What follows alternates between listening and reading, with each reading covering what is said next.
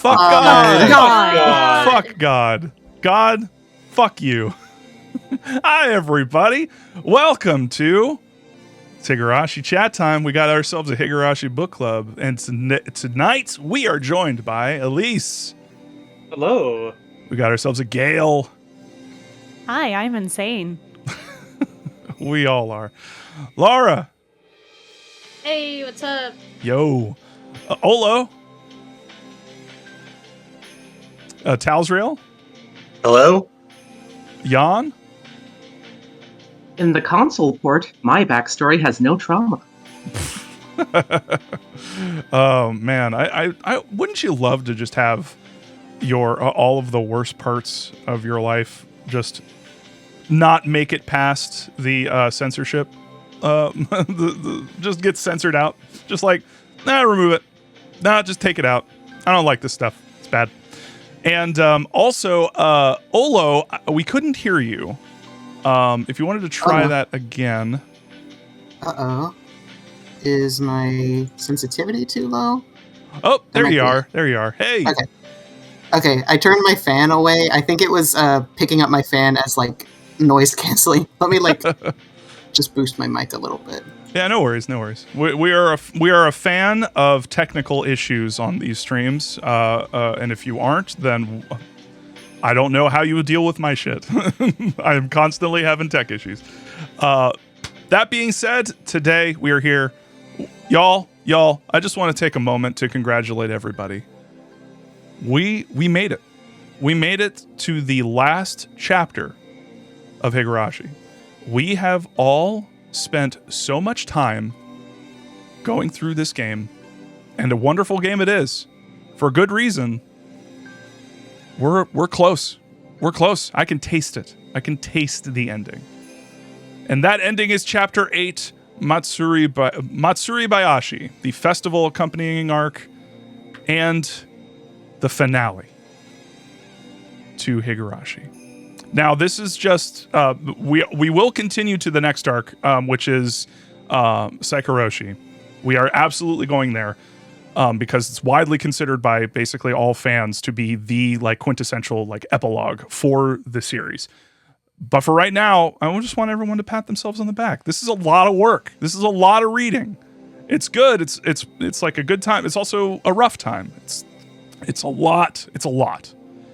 But we're right there. We're right smack dab in the last chapter, and I think we all know what awaits us after we're done with Higurashi, and that is more Ryukishi's wonderful work. We will, just so everybody knows, I don't know if I've said it on these streams, but we will be going into Umineko afterward. We might take a little hiatus, but the goal is to go into Umineko because I love these things. I love talking to everybody and having a good time, and sometimes a stressful time. So with that, I'm going to go ahead and hand it over to Jan to go over to do the recap, and we will reconvene afterward. And take it away, Jan. Okay. Well, first off, we got some very rough chapters, days, whatever you want to call them. Mm-hmm. Each chapter has several days within it.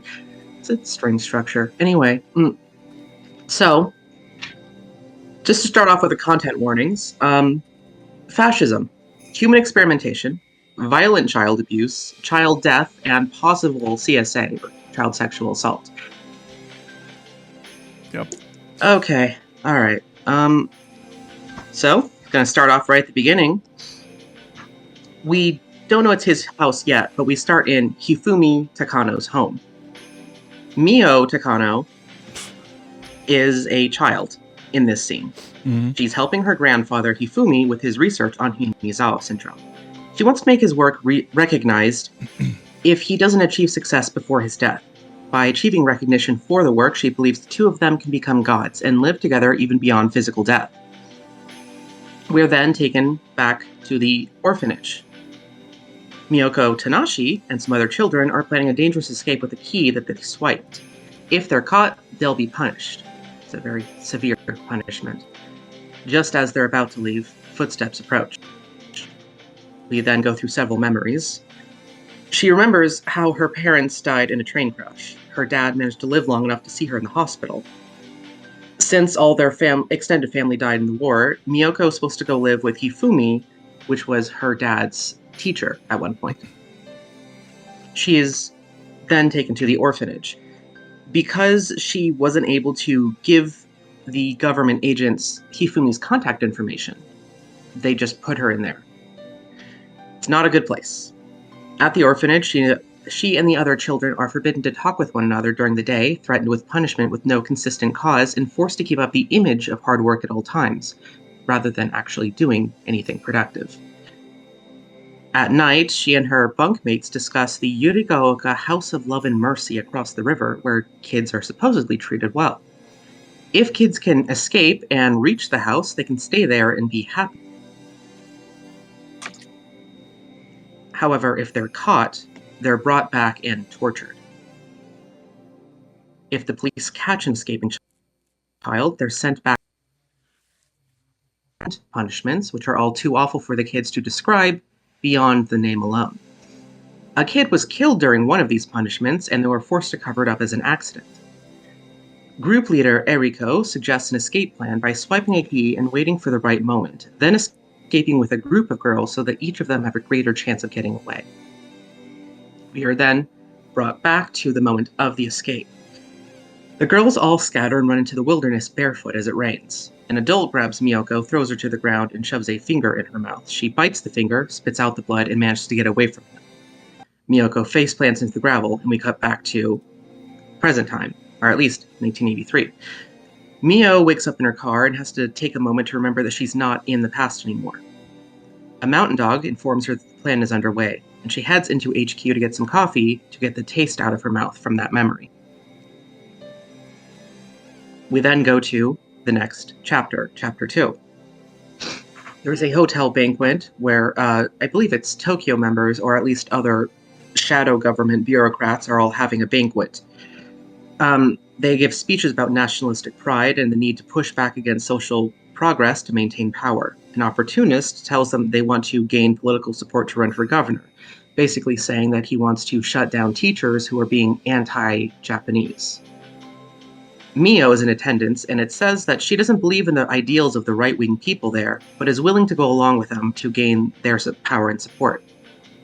The social groups and secret societies involved are called the shadow government. There's a bit of discussion as to how it differs from secret societies in the US and how it functions in this specific context. We then go to a fancy estate where Mio is meeting with a man named Koizumi. He's a powerful man and a colonel who met Hifumi during their time in the Kwantung Army, of which Unit 731 was an extension. Mio manages to talk him into giving funding for her work, which he says is to make up for how he wasn't able to support Hifumi while he was alive. Koizumi tells her that they had to suppress Hifumi's research because it was inconvenient for the government. Looking into it might bring to light involvement in atrocities during the war, specifically around the Marco Polo Bridge incident and the consequences that arose. It might be a soldier from Hinamizawa which set it off.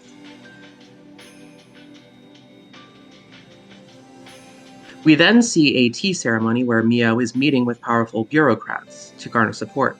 They indirectly explain the need for WMDs to counter nuclear weapons in order to gain independence from America. They need a weapon of mass destruction with non-nuclear means to counter it. So biological and chemical are their top priorities. Because of the complications of the research, she'll have to work with the shadow government rather than in official means. She doesn't care what they do with research or what they believe in, so long as they'd help her get what she wants. The sponsor they represent doesn't want her in charge of the project herself, so they have to install a puppet and set it up through the JSDF's ABC project for funding. JSDF is the Japan Self-Defense Force, I believe. Mio is given the rank of Major, which was the same rank that her grandfather had. She reads this as a sign because Hifumi's will asked her to become a god, since he wasn't able to. She's now even more determined to immortalize him and herself.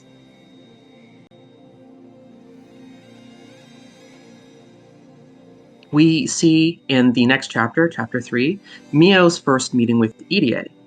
He's being introduced as the person to lead up the project. He's the person that they found to work as her puppet. He's a little unsure about taking charge, but is very excited to be given the opportunity. In the past, he was controversial for his approach to psychosurgery as a means of eliminating so-called antisocial behavior. He believes that no one should be punished as a criminal, but instead a patient waiting for treatment. He's done surgeries on the frontal lobe to alter behavior and thought processes, which resulted in excessive happiness, changes in personality, loss of memory, and even death. In the mid-1900s, consent wasn't considered as important for surgery, and doctors were given much more leeway in what they were able to do to an unconscious patient. EDA is given the rank above Mio and is happy to accept all the risks of the project if it means he can pursue his research. Mio meets with the bureaucrats again, and everyone celebrates her successes. She finally feels recognized for the first time in her life.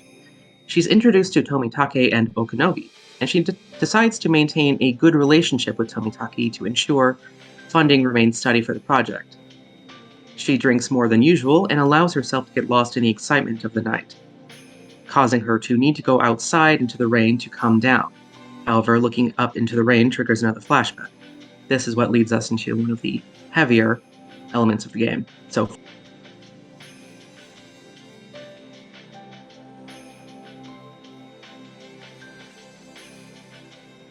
sorry about that, just finding my notes.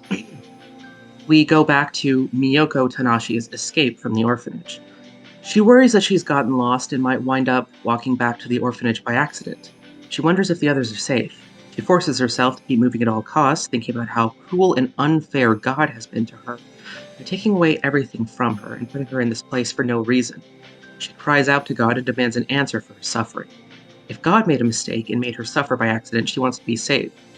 If she actually did something to deserve her suffering, she wants God to strike her down with lightning and spare her the agony of living anymore. Lightning strikes near her and knocks her to the ground. It doesn't hit her. She interprets this as a sign that God missed his strike, and he's therefore required to save her for losing the bet that they made. She sees a light, which leads her to a road, and then down to a phone booth. She takes a quick moment to rest, and miraculously finds a 10 yen coin, which gives her just enough time to make one short phone call. She manages to recover a memory of Hifumi's phone number and gets him on the line, then uses the little time she has to explain the situation to ask for help just before the line disconnects, which is a parallel to Satoko in Minagoroshi. She leaves the phone booth and pushes on in order to find the House of Love and Mercy. A car pulls up with the orphanage staff inside. She's taken back to the orphanage. There are some very brutal punishments here, which we'll mostly be glazing over here. Each of the punishments are worse than the last. It gets to such a degree that the details are completely redacted in the text. It is just X's. She's taken to the staff bathroom and more redacted information.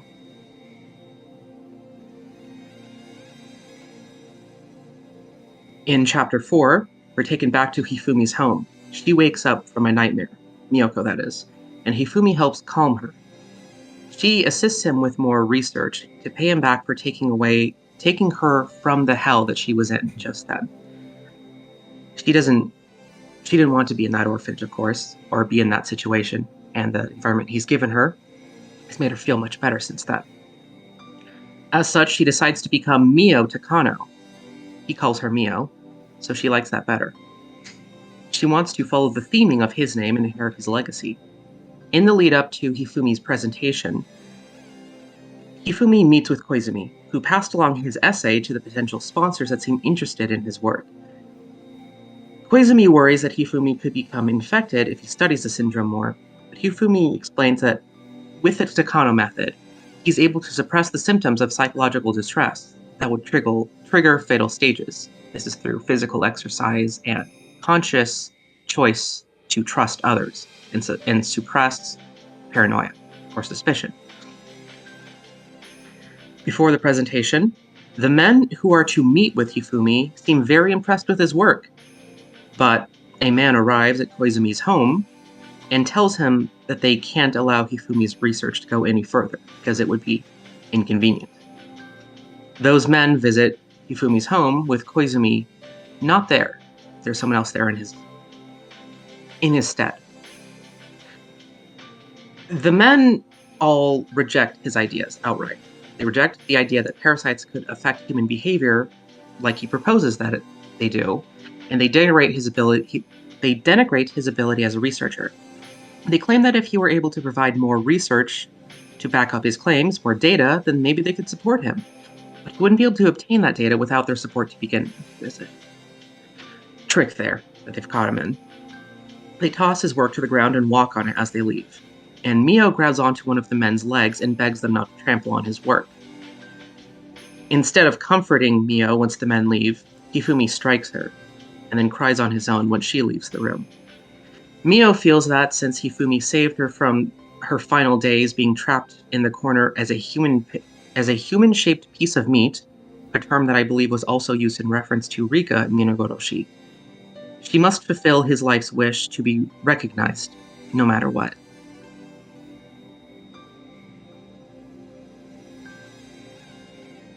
Mio then dedicates herself to relentless ambition. She pushes herself to be the best she possibly can academically and climb the ranks of society in order to become a god while still alive, and make the world recognize Hifumi's work. We see her go through school, into a parasite research program, make her connections where she needs, and then we're taken to Hinamizawa before the clinic's opening. Mio visits the shrine and tosses a 10 yen coin into the offertory box in exchange for the coin God gave her all those years ago. Time freezes, and the coin bounces back out in rejection. Hanyu appears before Mio, and they both declare their intent to win out against the other. Mio declares war on God. Hanyu acknowledges that Mio is stronger than him, but she can win with the power of friendship. And that's it. All caught up. Oh God, the I want God to appear in front of me and just be like, "I'm not as strong as you, but I will beat you." What the fuck? All right. Wow. What a bunch of chapters. It's fairly short, all things considered, but at the same time, extremely dense and heavy. So we can ping pong from place to place depending on what we want to talk about. But I did want to start this off by just mentioning that there is a ton of censorship in these chapters. And yeah, I think that Gail and Jan were like doing some work on like just seeing how much there was. Did y'all want to talk about that a little bit more? Do you want to hear about it right now? I can summarize the basic things that have been cut out if you'd like right now. Sure. I think this is the best place to do it right after we got out of a recap. All right. Yeah. Okay. So, chapter 1. So I believe that the entire part almost where they're escaping the orphanage is cut. They don't have any discussion of the orphanage that they're trying to escape to. It's much more vague, and none of the girls have any dialogue. Her friend Eriko is named, but she never talks really. When Miyoko is running away, it completely wafts over any idea that she bit this man's finger, basically. It completely goes over, like, she didn't bite him, she just got away. And when she wakes up, it makes no mention of that. The only thing that she's talking about is, man, I want some coffee so I can forget that bad dream. So all of that stuff about, like, the horrible taste in her mouth and, like, not being able to get that out and everything else, completely removed, which is interesting. Fucking, like, erasure. Yeah. That is ridiculous. All right, I'm sorry. That's good. fucking mind-boggling. We've only just started.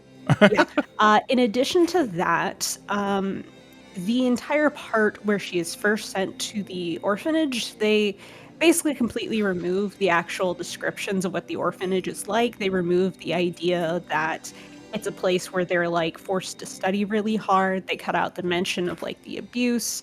They cut out the mention of like kids being put in a locker and them hitting the lockers, which is terrifying. So, real quick on that, don't want to belabor it, don't want to focus on it too much, but to be clear, the locker was sideways in a shower that was on? Is that Yes. correct? Okay, Yeah, so like basically as much noise pollution as possible. They were also essentially waterboarding her. yeah, that's why I was thinking. That's why I was talking about that because that's waterboarding, or at least, drowning, because the water would be filling up the locker, obviously, and Yeah. So, But it would be like a very slow drowning too. yeah, exactly. So, anyway, Horrifying. yeah, All around. And and if the water's over her ears when they're hitting the locker, she's gonna feel it a whole lot harder. Yeah. yeah, Like, sorry.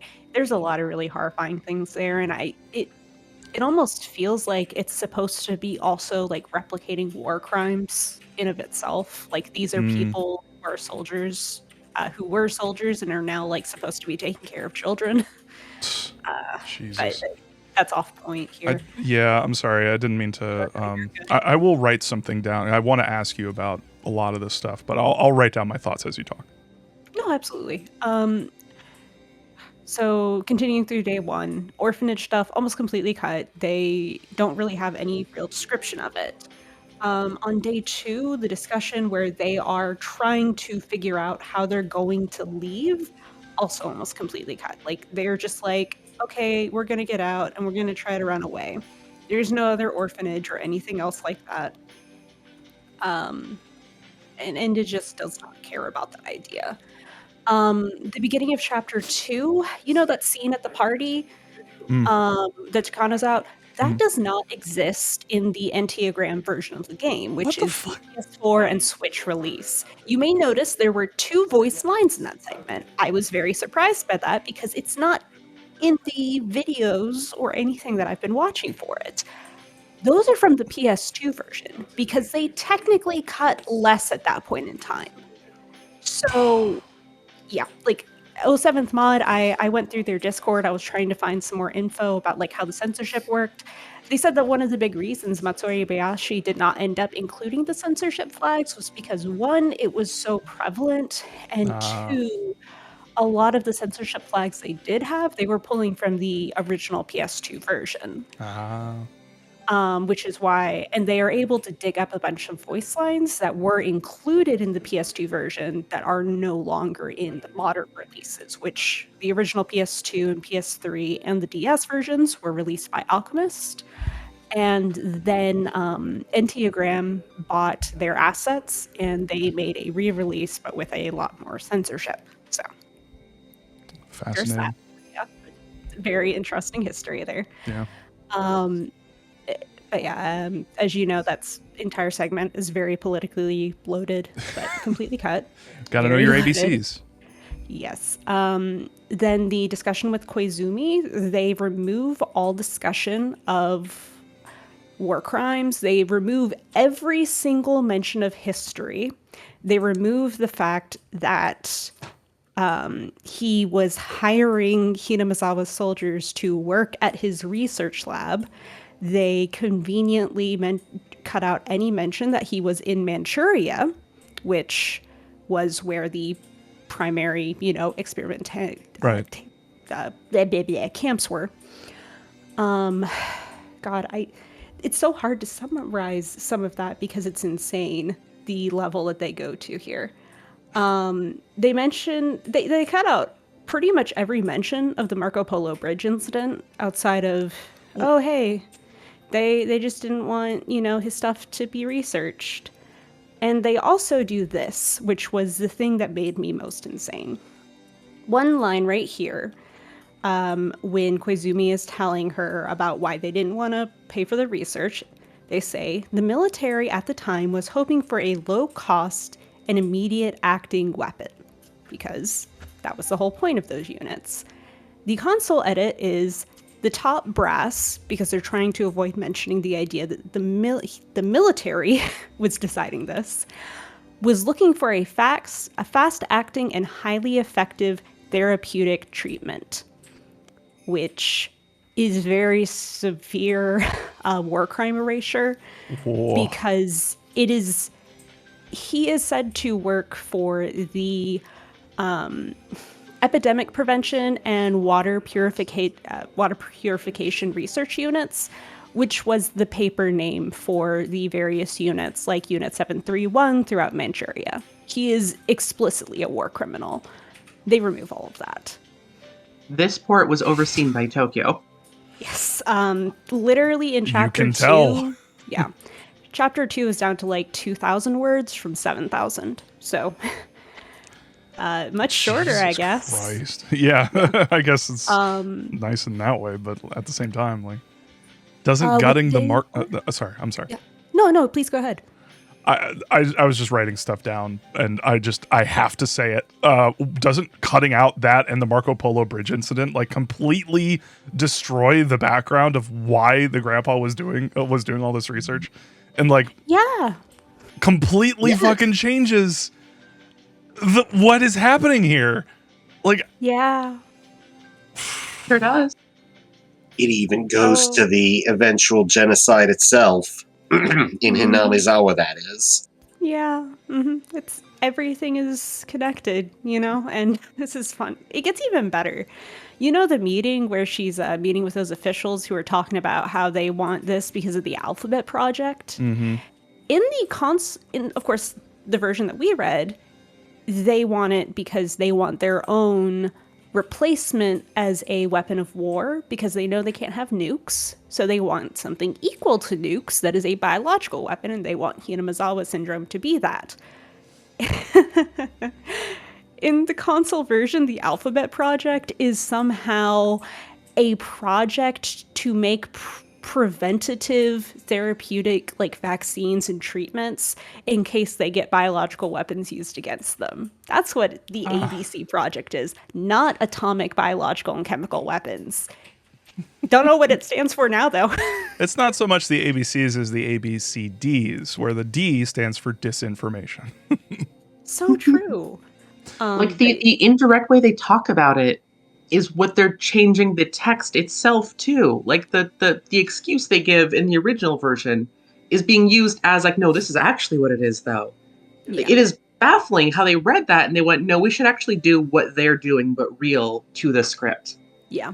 Like Koizumi mentioning that whole thing about history and being like, yeah, man, if the Marco Polo Bridge incident hadn't happened, maybe the Axis powers World War I, World War II. That's the reason they had to cut it out. They couldn't even mention it because of that.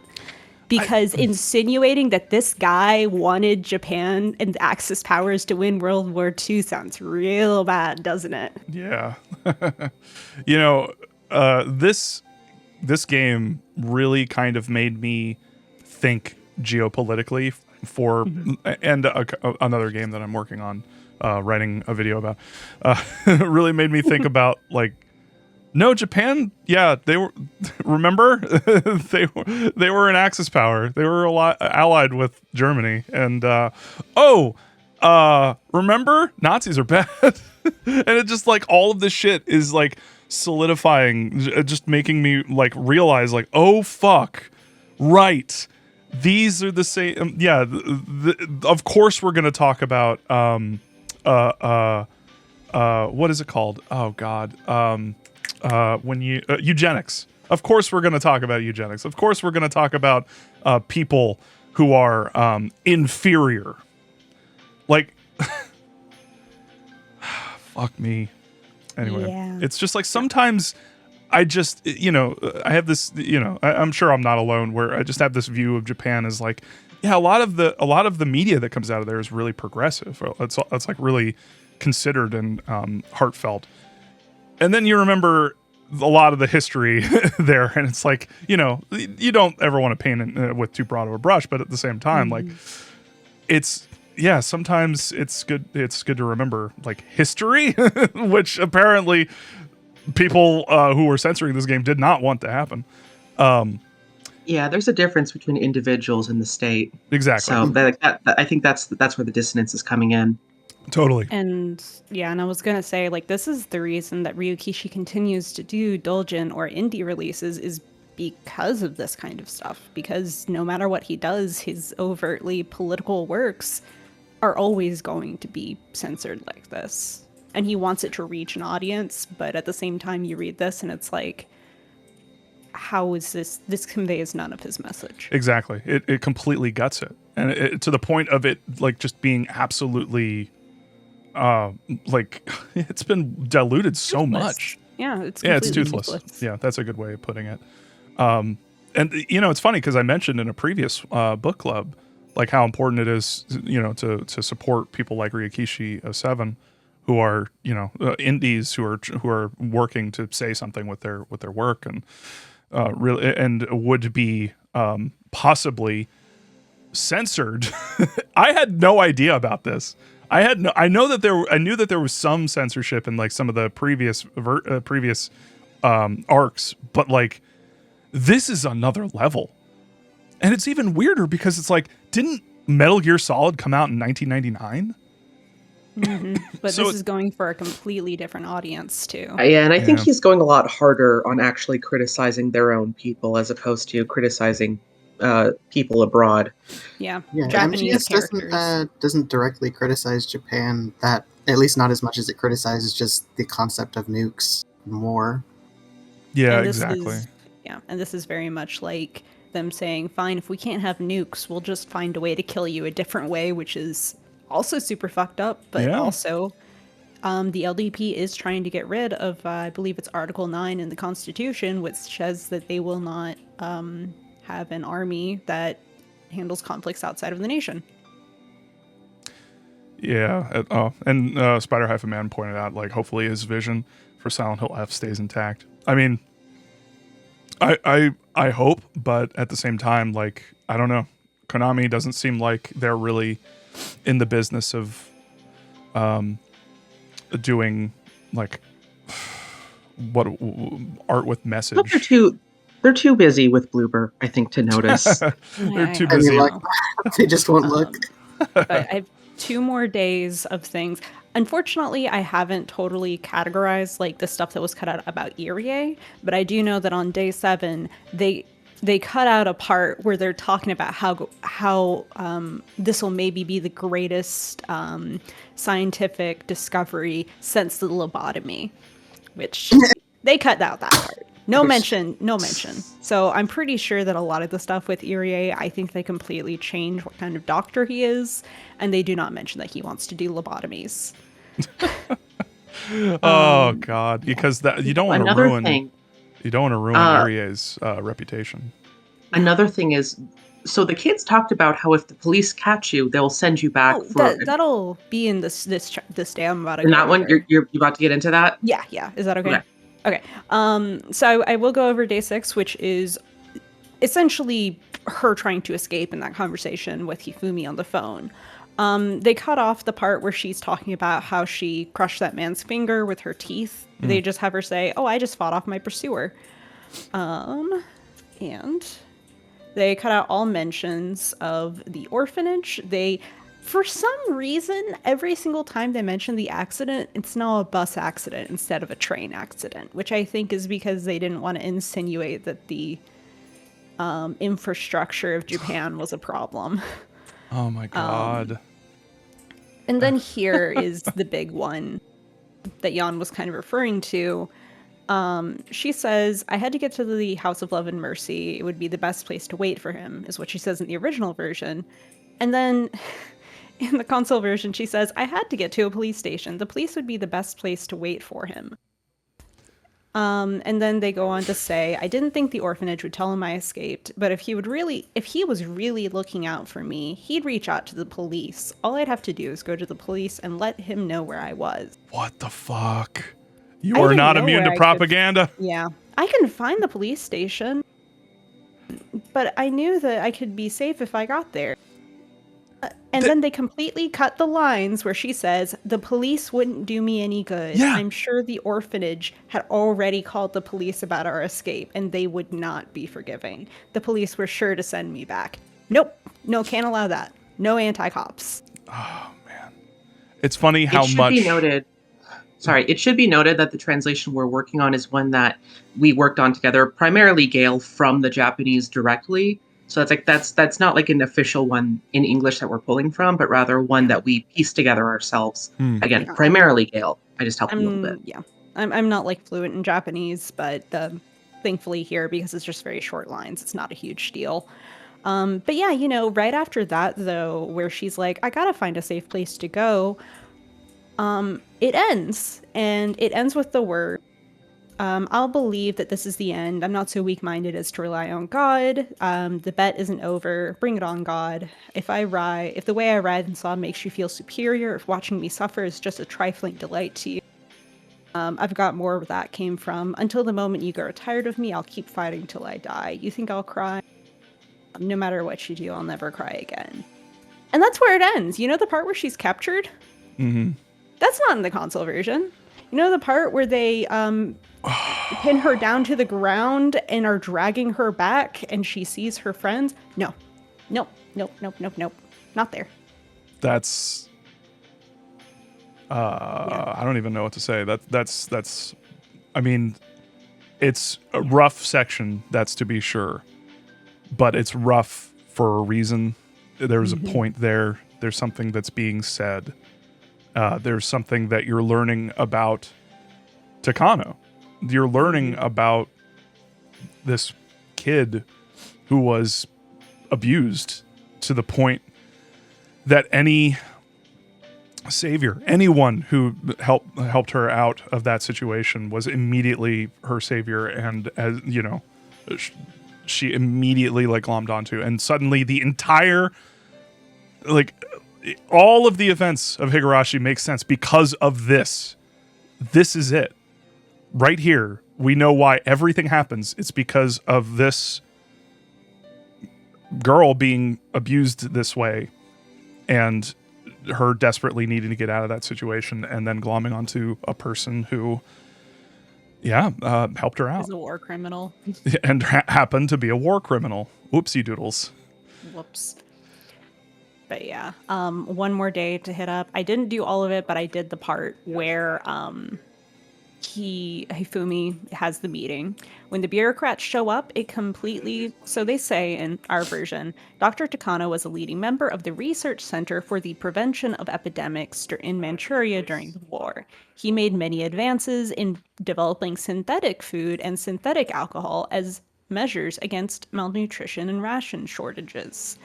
So that second line is completely cut. Didn't include that because the reality is he was a war criminal. And of the first part, they only included he was a leading member of a research center to prevent epidemics. No mention of him being in Manchuria. Nothing. It's interesting little things that they do there. They cut out the mention of what is in the jars in his room, which I believe in the actual story are very heavily insinuated to be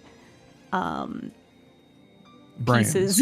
They have parts of brains in them. Yeah. That's from people who died of Hinamizawa syndrome. Right. He literally has their body parts in it, but they completely remove the mention that there's brains in them, which interesting. Jesus. They completely cut out any mention of parasites. It is not parasites. Parasites have nothing to do with it. And my favorite is, like I said, at the lobotomy part here. This is so funny because they didn't cut out any of the eugenics part. These guys are talking so happily about it. Everything's great. But that part where they mention lobotomy, no. Moniz' mention of the lobotomy, let's get that out of here. Everything else, Nobel Prize worthy. We'll be able to fix so many people. All gone. But yeah, no mention of parasites. But eugenics are okay. And that's most of the censorship outside of the fact that I know there's more with Irie, but Jesus fucking Christ, the level of censorship here is absolutely insane. Man. The parasite thing is insane to me because that's the thing that they're telling him. They're suppressing his discussion of parasites, and then the game is suppressing them talking about the suppression. What? I don't even fucking know. It's viruses. It's all viruses. It's all viruses. Yeah. I think this is why for a very long time before I read the novel, I thought it was the Hinamizawa virus, and I think maybe this is why. Because back when I was like 13, 14, first reading Higurashi, like 16 years ago, or not reading, but watching it, it was just a virus, you know? Yeah, it's just a virus. Yeah. Interesting. Nothing more to it. God, crazy. Man, that's nuts. Thank you for doing all the research. Yeah. Thank you, Jan, as well, for doing the recap. Like, all the work that you two do is just so fucking helpful. Of course. Useful. And I was also going to say she's been making transcripts of all of it by going through the actual documents in the game and removing all of the code to make them readable so that it'll be easier to go back over this very long chapter, which has already been very helpful for me. Yeah, that's Jan, do you have any plans on like making that public, or like can people? Yeah, I can definitely share the folder that I've been putting those. They're like Google Docs and .txt files. Cool. Yeah, post that, and I'll put it in the link of I'll put the link to that in the description of this video, and we can make sure people appreciate your hard work. That is thank you very much. That's really fucking helpful. So much so that I just curse casually like that. Anyway, god damn. What the fuck? Okay, so I wrote down something while you were talking, Gail, and basically like my question is, how much of the torture at the orphanage is based in reality? Is that something Ryukishi 07 may have seen during his time as a social worker? I don't think it's things that he would have seen in his time during a social worker personally, but I found an article from the talking about abuse at an orphanage in 1990s, which is when he was working as a welfare worker, talking about an orphanage where they would force children to sit in the seiza position even until they urinated and didn't eat for days. They had to sit in their own urine. They raped some of the girls. They allowed dogs to attack them, and would punish them if they tried to, talk or leave. And the man who owned it was released on a suspended sentence while his son was imprisoned for rape for like 7 years. So that is like one of the few objective things that I found about abuse in Japan, but this is also because it is post-war era. And in this period of time, orphans were very heavily looked down upon at a very objective level. They were seen to be people who would inherently be criminals or enter into underground crime if they were left on the streets. So they had to open tons of these civilian orphanages, which would be subsidized by the government. However, these were also incredibly overcrowded. I found a lot of documentation that I put in the discussion document that is kind of a lot to even go through, but it's like modern orphanages even today are like four kids to a bedroom, and hey, with Mio, 4 kids to a bedroom. They focus more than anything on making sure they look like they're working or they look like they're studying. They take out their rage on these children because these are very likely themselves veterans of war. I'm sure maybe you could say some of this is exaggerated, but I could very much imagine there being Japanese texts that deal with this. It's kind of heartbreaking. Yeah. But I know that many of these children were murdered in real life, and I think that's what he's trying to invoke here. So, yeah, painful, right? Yeah. It's really... Oh, you guys warned me. You warned me. I know. It's, Jesus Christ. And it's all the worse knowing that it's, like, based in reality. And, like, maybe not the specific thing happened, but... maybe even... I don't even want to fucking... anyway, no, it's fucking terrible. I'm glad I know about it, though, now. Because we gotta know about this shit if we want to fix a problem. Got to know that it's happening. And I'm hoping that it's been fixed. I'm hoping that, things are better. Do you want the answer to that? I don't know if I do. Adoption rates in Japan for children are 2%. Fuck, And, man. There is almost no foster care that people actually do.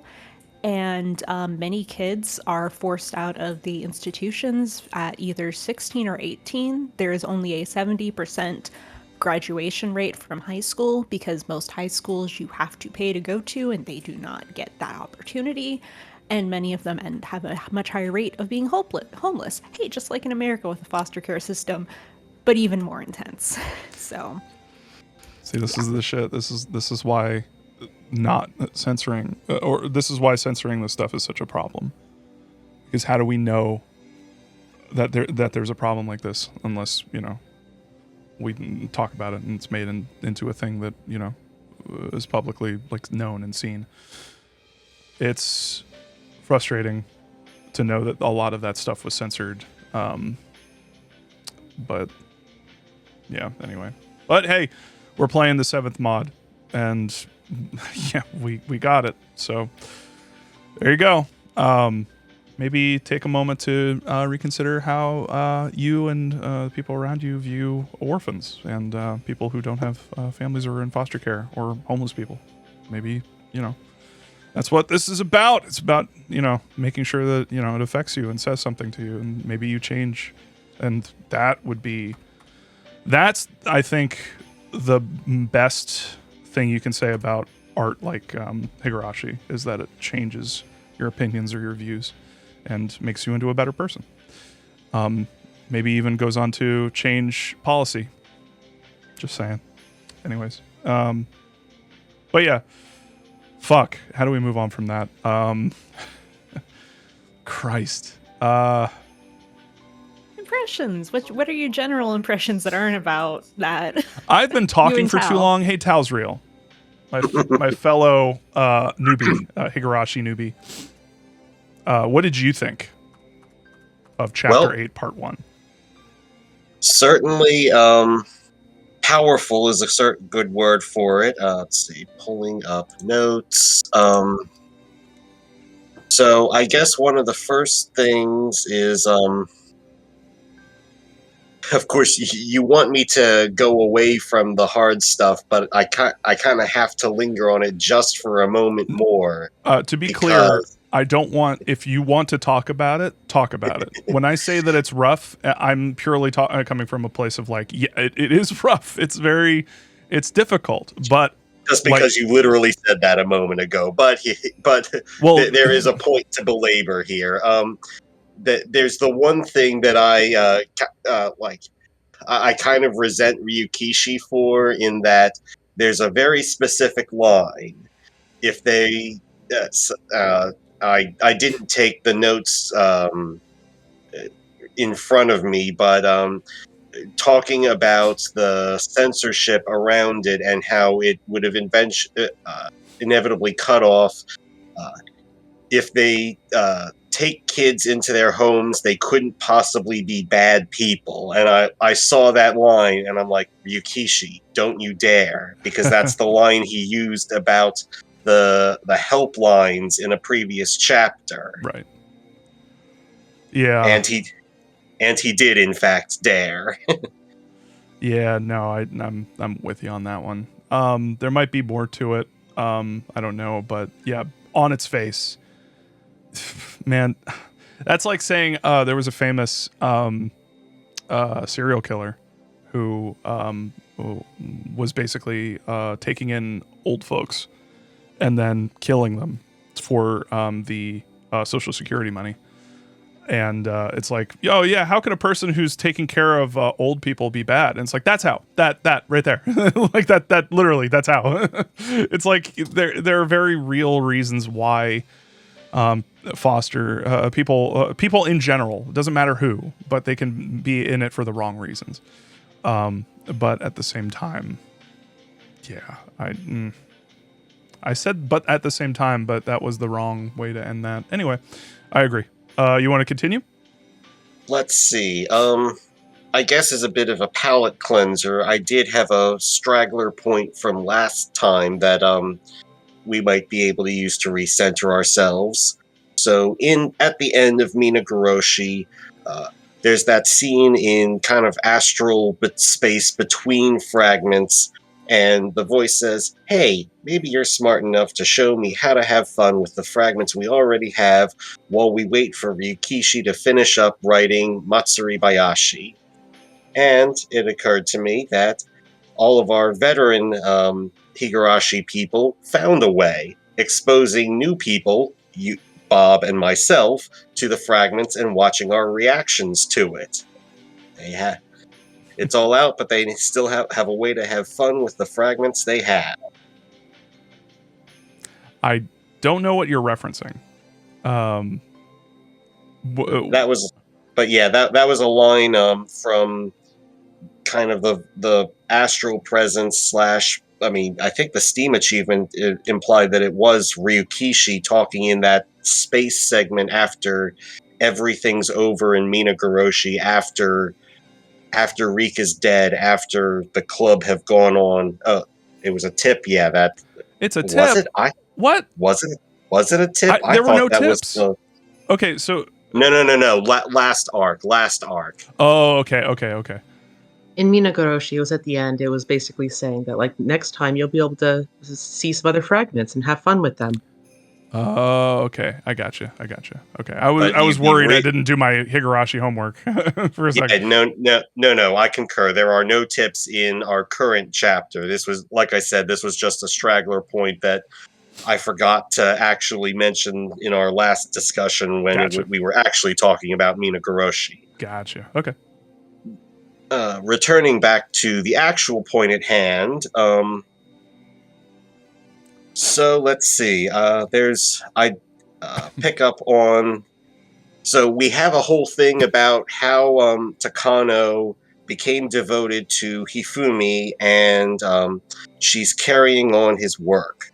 But there's a pretty glaring contradiction between her goals of deifying herself and Takano by exalting their work and the genocide of Hinamizawa at the end, because she's really wiping out all the people that would most directly care about it, because they're the people that have Hinamizawa syndrome, and Emergency Manual 34 and the elimination of the village are all about cleaning up and covering up the existence of the virus and the parasite and all of that stuff that makes Hifumi Takano's research meaningful. She's really doing the dirty work of the people that spat on them in their own home. I'd like to believe that that's like even the kind of leverage that Hanyu and the club members could exploit to kind of get into her iron willpower and say, "Hey, what are you doing?" Even recognizing that you want Hifumi's research to be recognized. How is this helping you? I think that, and Ursula Cat makes a good point by saying, then again, conspiracy nuts would keep her alive. And I was about to mention that actually in chapter 3, when after everything's said and done and everybody in Hinamizawa is killed, remember that there was a section in a part of that was talking about how people were talking about Takano as like a prophet or like someone who. And they mentioned that the emergency manuals leaked online, I believe. So I think that no matter what, I think that Takano did a great job. Takano, you did a great job figuring out how to play at every angle, no matter what the outcome is. And that's one of the reasons why I think it's so hard it's been so hard for Rika and Hanyu, Ao to figure out how to beat her, so like it's interesting because you could take it Tazriel from that point of like that doesn't serve her purpose. She's doing the dirty work of the people who, spat in the face of her grandfather. But at the same time, she can use that as fuel to basically go against them and leak stuff online and post that kind of thing. And, basically make her and her grandfather immortal, quote unquote, gods, through basically, conspiracy theories and all that kind of stuff. And if it did work out, her grandfather's work would be the groundwork for a very big revelation, and one that may help Japan become a superpower, rivaling America and their nukes. So, if you read the uncensored version, if you read the censored version, then maybe Japan is a superpower akin to America because of their ability to nullify a nuke, I guess. I have no idea. What the fuck? I want to talk to someone who played the censored versions now. What the fuck did they think was going on? What? Anyway, but yeah. Did you have any other thoughts, Talzriel? Let's see. Yeah, I definitely didn't quite get to the idea of leaks. I mean, certainly the internet was less of a thing back in 1983, but spreading the books and stuff would be. I mean, and we know from Sumi Horoboshi that she had multiple versions of her notebooks with all the conspiracy theories, presumably to spread around after the event. I guess I did have another idea that part of her grand plan was to sabotage Tokyo itself. Certainly in Minagoroshi, the prime minister and the rest of his cabinet were not particularly pleased having to clean up, to quoting one of them, wipe the ass of the ghost of the war in cleaning up Tokyo's mess in Hinamizawa. Good line. with the idea that Takano, by forcing the issue, burns a lot of political capital and makes enemies for Tokyo, making their life worse at the cost of all the, actual innocent lives sacrificed in that play. I do remember a line or something along those lines saying that this would be too much for Tokyo to cover up or to draw. There was something about that in Minagoroshi, I believe, of saying that I remember that, yeah. Exposing them or making it too much for them to cover up. I think there was something about that. Interesting. Okay. Did you have anything else, Talzriel? Anything that's... I do have a couple more points. Okay. I guess I do have one point that I'll suspend, since we do have a larger section that someone has for the Marco Polo Bridge incident, so I can come in after that section, because mine kind of feeds back after we've talked about it and then can cycle back to Hinamizawa. For my dedicated section up front here, also to talk about Takano's theology a little bit. I mean, so we've already been leaning on her Maltheism. God exists and he's an evil bastard, which is well and good, but she's also mixing that with Hanyu, which, I mean, we've seen Hanyu just isn't that powerful. It's frankly, the coin was as powerful as I think we've seen her, and turning back time between fragments, which is its own thing. But in terms of direct intervention, we do hear a voice at the lightning bolt scene. Yep. Pitiful child, and it was certainly a female voice, and I think that was Hanyu. I think it was different colored text. I think the question marks for the name were orange and not Hanyu's. I think Hanyu's purple, right? Normally, I believe so. Yeah, you're also missing a pretty big thing that Hanyu does here.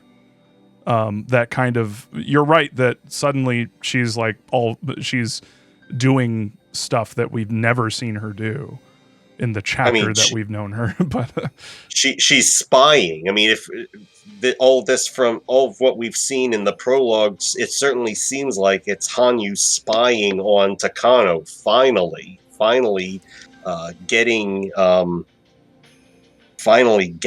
information to see what all's going into this, so Rika and company can do something about it, which is great. I mean, I love the scene at the end with the confrontation. Yeah, me too.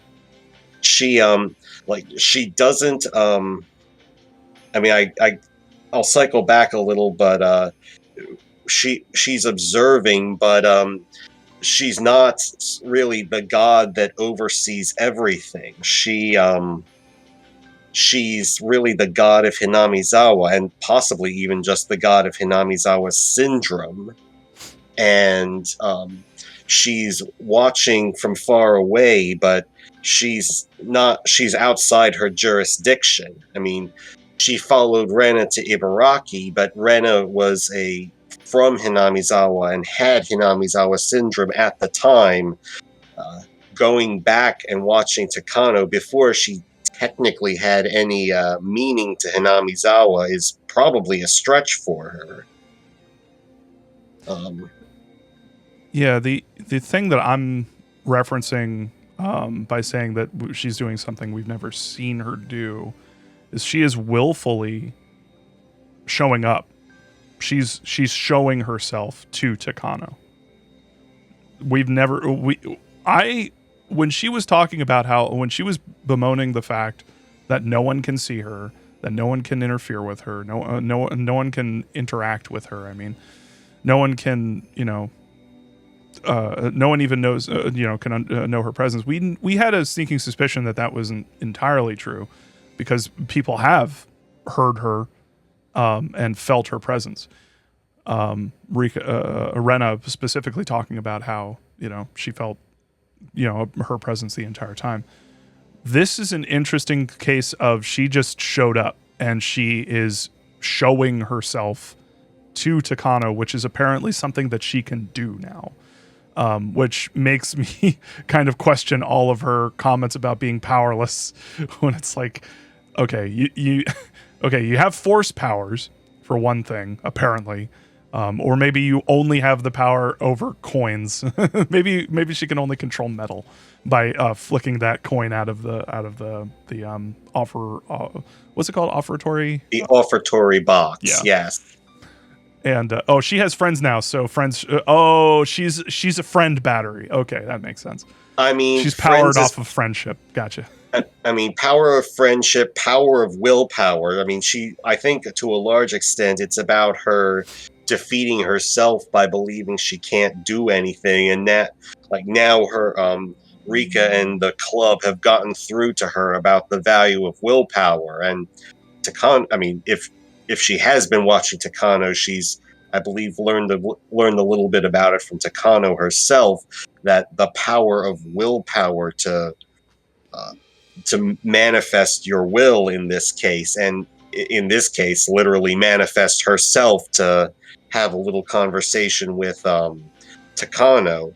And since we're talking about the coin, that is extremely good symbolism that Takano wants to repay God for the miraculous coin that let her call Hifumi and get rescued.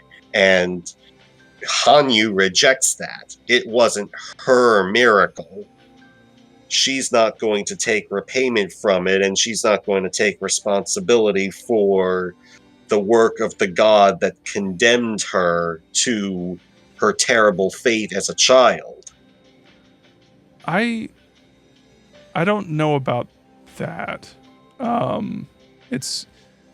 I don't think that I didn't get it when I was playing it. I didn't get that there were multiple gods, or that Hanyu wasn't being interacted as though she weren't a god, or at least a god of Hinamizawa. For me, it was more that Hanyu that Takano was basically using her as a supplement or a stand-in for God. I don't think that Takano was necessarily. I don't think that the coin was being refused because of the reasons that you stated. I thought that it was more because the coin was being offered out of spite. There were bad there were negative connotations with that offer. Like it had too much attached to it, too much negative emotions attached to it, so it was refused for that reason. And we have talked in the past about hope coins, at least in the last chapter. Yeah, so yeah, that's what it said for me. Also, they talk a lot about I mean, Ursula Cat in the chat is absolutely right. Like, they talk a lot about die and that stuff, and I like the symbolism of like the coin being like a die that comes up either one or two, heads or tails. Like a coin flipping. Yeah, exactly. So yeah, I like that symbolism. That's not really to talk about what you were talking about, Talsriel, but yeah, that's just, I like that. I mean, symbolism. I don't think they're necessarily separate ideas. I think it all kind of layers together. I mean, but I think to a certain extent she's kind of getting ready to beat up on Hanyu as the god she can beat up as an extension or representation of the god that hurt her. Not that I think Takano is drawing any kind of distinctions. I think it's all kind of one thing for her, despite the greater nuance we're more likely to see from the outside because we've met Hanyu and we have a greater understanding of her capacities. Yeah. Yeah, I and guess she did say she wanted to inherit the legacy. Who did? At the end of Minagoroshi, Takano did say that she wants to inherit the title of Oyashiro-sama or something along those lines. She does, yes. Yeah, that's interesting. Also, there's the line from Hanyu where she says, ow, ow, ow, ow, ow, ow, ow. And then amidst all of the cavalcade of ows, she says something about there being multiple gods. Like she says, I think at one point she says like us gods. And so that's interesting. The way that I believe Shinto works is that humans can ascend to gods, but there's also just like a bunch of gods everywhere. There's not really there's like a mother and a father god. One is God, I can't remember the names because I'm not super familiar. Thinking about I know there's like Izanami. Yes. And There's like the two mother and father gods, and then there's like a bunch of other gods, and there's like a lot of gods for a lot of things, and a lot of them can be like not even necessarily like gods of something, they're just a god. And yeah, I would add on to that as like Shintoism has this thing that's literally called like the Yao Yorozu no Kami, which is literally the 8 million gods. And of course they use like the number 8 for like, infinity, I guess you could say. Yeah. And like within that you can really see the fact that Takano is like familiar with Christianity, we can tell early in this chapter. But the idea of Jesus isn't like the idea of a savior. The idea of Jesus is someone who said stuff that a bunch of people agreed with and decided to keep maintaining. Right. And she's both rejecting the idea of the gods at the same time as, like, she, I think, would want to become a god in order to kill all gods, so to speak. Yeah. And I do believe she's Hifumi. Kratos. Sorry to add in. Hifumi also did mention like the resurrection of Jesus as being like a symbolic thing. Yeah. Right. I believe I remember him saying that it was like not a physical resurrection, but he became immortal through the ideas living on. Yeah. Yeah. That just Through the hearts of his followers, I think was the exact wording. Yeah. Yeah. And I would also say it's like the thing though about Shintoism is it's kind of atheistic insofar as like there's not necessarily a like like active sort of like belief system, but more it's just sort of like the undercurrent of like, oh well, you know, that's just how it is. The And practice will for vary from place to place. yes, and that's also true. But So- like within that, Takano has a really weird quality because she is pinning everything around the idea of gods and quite taking it quite literally, especially Yeah. now that she's learned about like Oyashiro-sama. But it's interesting. Her idea of gods is very messy because she is very messy. Yeah. Also, Hanyu, way to tip your hand to the one person you shouldn't tip your hand to. God damn it. Hanyu. Think about this for a second, god damn it. Anyway. Wants to show off how she has friends now. God damn it. You could say that after you've defeated her. After you've stopped the fucking terrible shit that's about to happen. God damn it. Anyway. But yeah, this is yeah, it's really interesting.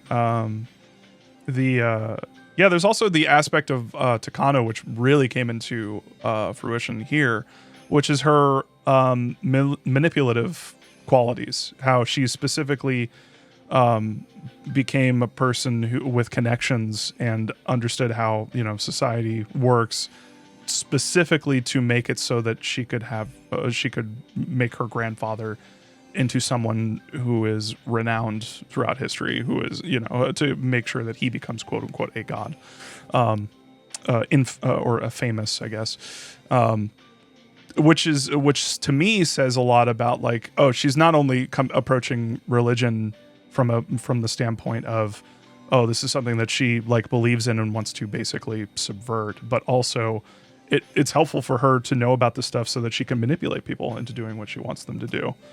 But yeah, that's maybe an aspect that might come up later. It didn't come up that much. I just remember the line where she was talking to her teacher. I believe it was like high school equivalent, maybe college level or something, where he was like, "Yeah, you've made a lot of friends and stuff," and that was right after she was basically coming to the decision that like I need to do everything that I can so that I don't become a loner fucking nerd like my grandpa, so that I can make so that I can do him the solid of making him immortal through his work. So it's very clear, like in that moment where it's like, oh, she's learning to become a master manipulator and is pulling a lot of these people's strings and a lot of the strings in this situation. But anyway. Mia Takano, a model student, sinister. The sinister student. The sinister student. Some black femme, she's not that good at it. Yeah, she has her good days and bad days. She also maybe lets her passions get ahead of her a little bit sometimes. Like with going into the shed, Saying that's not normal behavior? I don't know. If there was a cool, creepy shed, I don't know. I'd probably go in there. I've got a cool, creepy shed in my backyard, and I don't fucking go in there. But So would what am I you do talking about? that? Would you wear the cat ears? You're right. No, I wouldn't. I would wear dog ears. And say, ow, ow, ow, ow, ow. Oh, God. Collar, milk, and all. Exactly. So, yeah.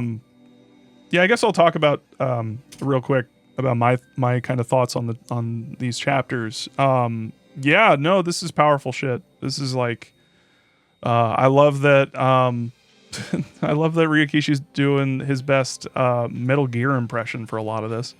A lot of this stuff is just like, wow, this is whenever I hear someone talking about nukes, I just immediately go, my brain is broken like that. Whenever a game is talking about nukes, I'm like, oh, it's like Kojima. Anyway. Never mind all of the parasite stuff in Oh the yeah. Oh yeah. that was just all Metal Gear Solid 5 all over right there. Yep. Oh yeah. I don't know if I don't think we mentioned this, but the line quote By rights, Japan should have nuclear weapons, unquote. That wasn't voiced, meaning that it was censored, which is very funny to me. Also, I have a note in here about how I said, doesn't rabies make people more angry so that they get into fights so that they can, even though that's more to change hosts or to infect more hosts, it's still evidence of a parasite infecting the brain, influencing the brain of the host. So it's like, I don't know how much we knew about rabies in the. I mean, rabies is a virus. Oh, right. Yeah, never mind. Yeah. Sorry, it's okay. They do reference another parasite which does also alter behavior like that. But then they're like, no, but it doesn't work though. It doesn't work in this case. Gotcha. Even though it obviously is similar. Toxic plasmodia or something. The one Yeah, that gets into cats. yeah. And, Toxoplasmosis. Yeah. The line I quoted, quote, "From a eugenics point of view, we should get started immediately," unquote. And I just said, oh fuck, dude, holy shit. Some of the lines in here are just like, what? Politics. And then finally, my last note is a quote from Hanyu, where Hanyu said, quote, "I'm not as powerful as you are to Takano." And I wrote, bruh, you're literally a god. But anyway, she just needs more friends. We all love Hanyu.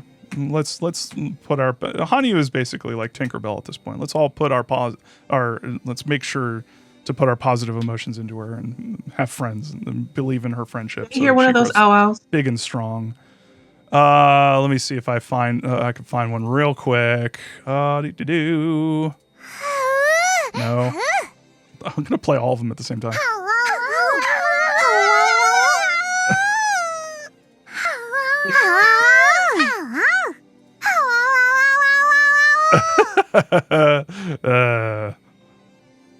Hell. Thank you. You're welcome. A symphony. Yeah, it's beautiful. I forget who said it in the Higurashi chat, but imagining Hanyu like rolling down a hill, like getting pushed down a hill, and the entire time going like, ow, ow, ow, ow, ow, ow. It's very funny to me. If you like to make art, do that. I will animate it for you. Put some audio to it. Alrighty. So yeah, that's basically my thoughts. Just disparate stuff, not really different from what other people have said so far.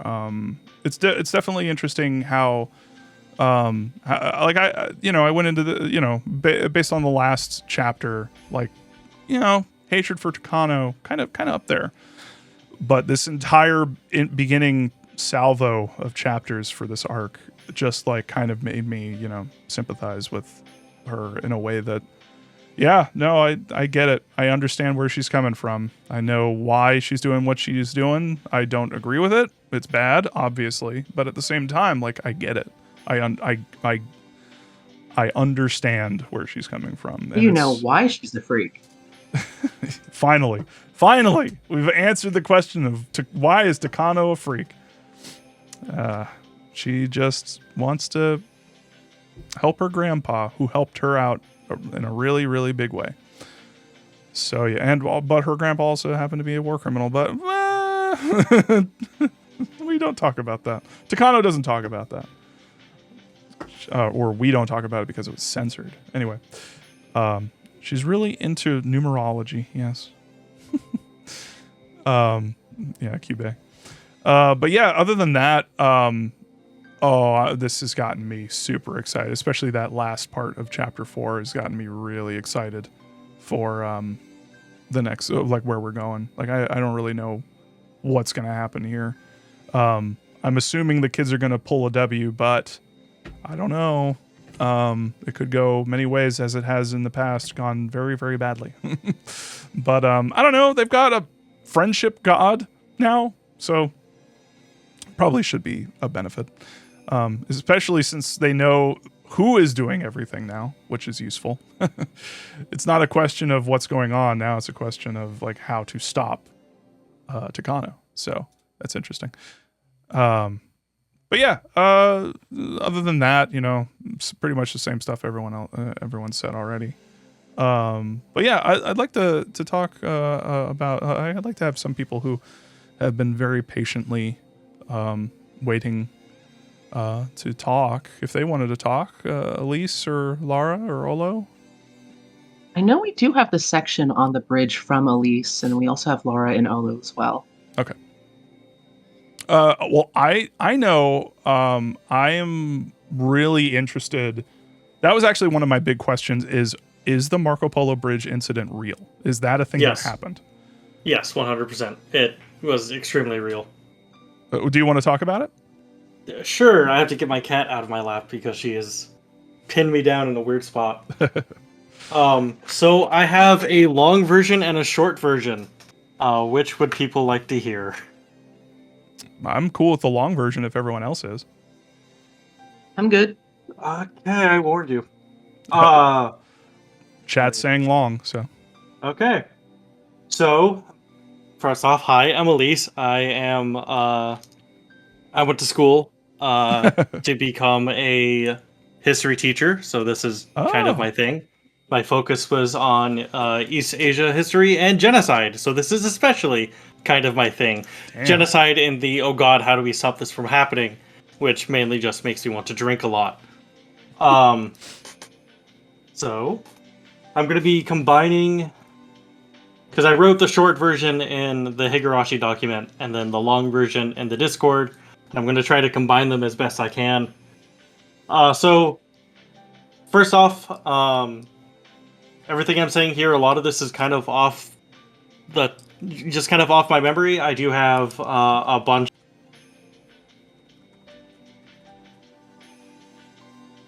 Are you there, Elise? Can't hear you if you're talking. Content warnings. We're going to be talking about genocide, war crime, racism, just lots of fucked up shit. First. Sorry, y'all. Hold on. So, the situation that kind of led up to it. Oh, can people hear me? No, they couldn't. Yes. Can you hear me now? Okay. I can hear you now. Okay. Yeah, my I can hear computer you. decided. Yeah, but no one on the stream could, and no one in the VOD could, because my computer decided to just hitch really badly. Yeah, everything kind of muted, and I think we're good now. Sometimes it just does that. I'm being censored by Alchemy. I can't believe it. It's ridiculous. So what was the last thing people heard? Right, getting into your trigger warnings. Okay. Content warnings for genocide, war crimes, racism. Lots of very shitty, not fun things to really talk about. Again, if people want my sources, I have a list of sources they can, if they're interested in learning more about this. I will, however, say I don't recommend it. A lot of my contemporaries and myself ended up with mental health problems, and most of them are alcoholics now. So this shit will really fuck you up. So, to start off with, we have to go way back to the Russo-Japanese War. And this will make sense in a bit, I promise. So, how Japan got control of Manchuria way back when is after the first Sino-Japanese War, Japan was feeling pretty good about themselves because they had just defeated China, who is a group that Japan has a long history of not always the best relations with, and they absolutely destroyed China.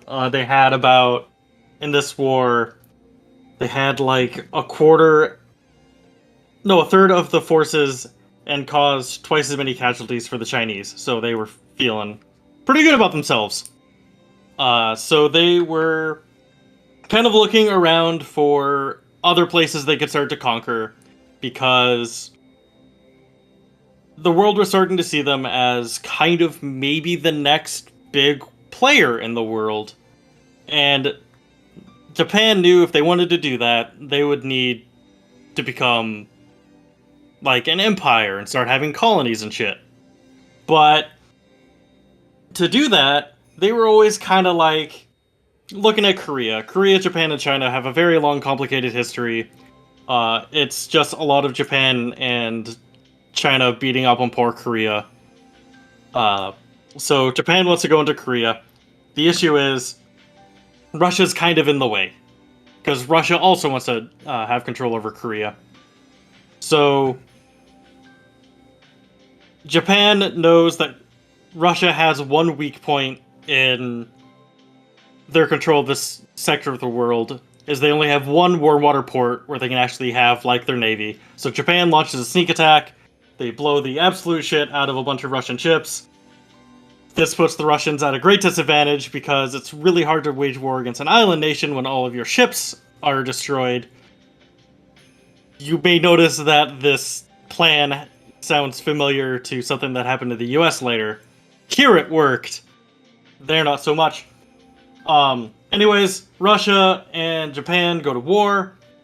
Surprising fucking everybody. Japan kind of wins. It's long and complicated. No group out of the two of them. Neither of them really won. They signed a peace treaty over in the United States. It's the person in charge of the peace treaties was Teddy Roosevelt, who won a Nobel Peace Prize, which is really fucking funny because Teddy Roosevelt was the guy who would declare wars when he was bored. And then he took the Peace Prize money and reinvested it into the war industry. To a charity whose thing was they would arm less developed nations with weapons, so that with the idea of, like, MAD, where if these lesser countries could have modernized militaries, no one would want to invade them, right? That wouldn't just cause people to fight more for no reason, right? I can't imagine that having ramifications. Never.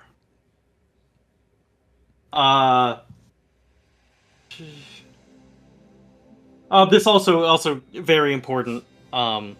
This also completely changed the United States' path because the United States was actually in a bit of an economic crisis. The war, the Civil War was still really fucking them up. Mexican-American War is really fucking them up. The Spanish-American War was around this time and was really fucking them up. So our economy was in shambles. Except now these two people across the sea need coal, because this was in the time before oil. So everything ran on coal. So the United States starts selling massive amounts of coal to both of them. It completely revitalizes the shipping business. United States economy once again recovers through war. Yeah. Let's see, what else? So after this, Japan is looking pretty fine. Japan decided it's beaten Russia. Russia... war goes so bad for Russia, Russia has to completely revitalize its government. Sorry if you can hear my cat going absolutely nutso in the background. She gets jealous when I talk to other people. Hi, Muffin. So, war goes bad for Russia. Russia has to partially democratize its government because Tsar Nicholas II is really bad at this shit. Ursula Cat, globalization is a thing. And it actually starts to really happen around this time when trade and travel across the oceans isn't as daunting. Nothing compared to when we get, like, planes and giant cargo ships. Oil really opens it up, but this is the time where it really starts to start, I guess. God, I'm going off on tangents now. So, Japan feels pretty fucking good about what it's doing. Declared war on Russia, beat Russia, participated in World War I on the side of the Allies.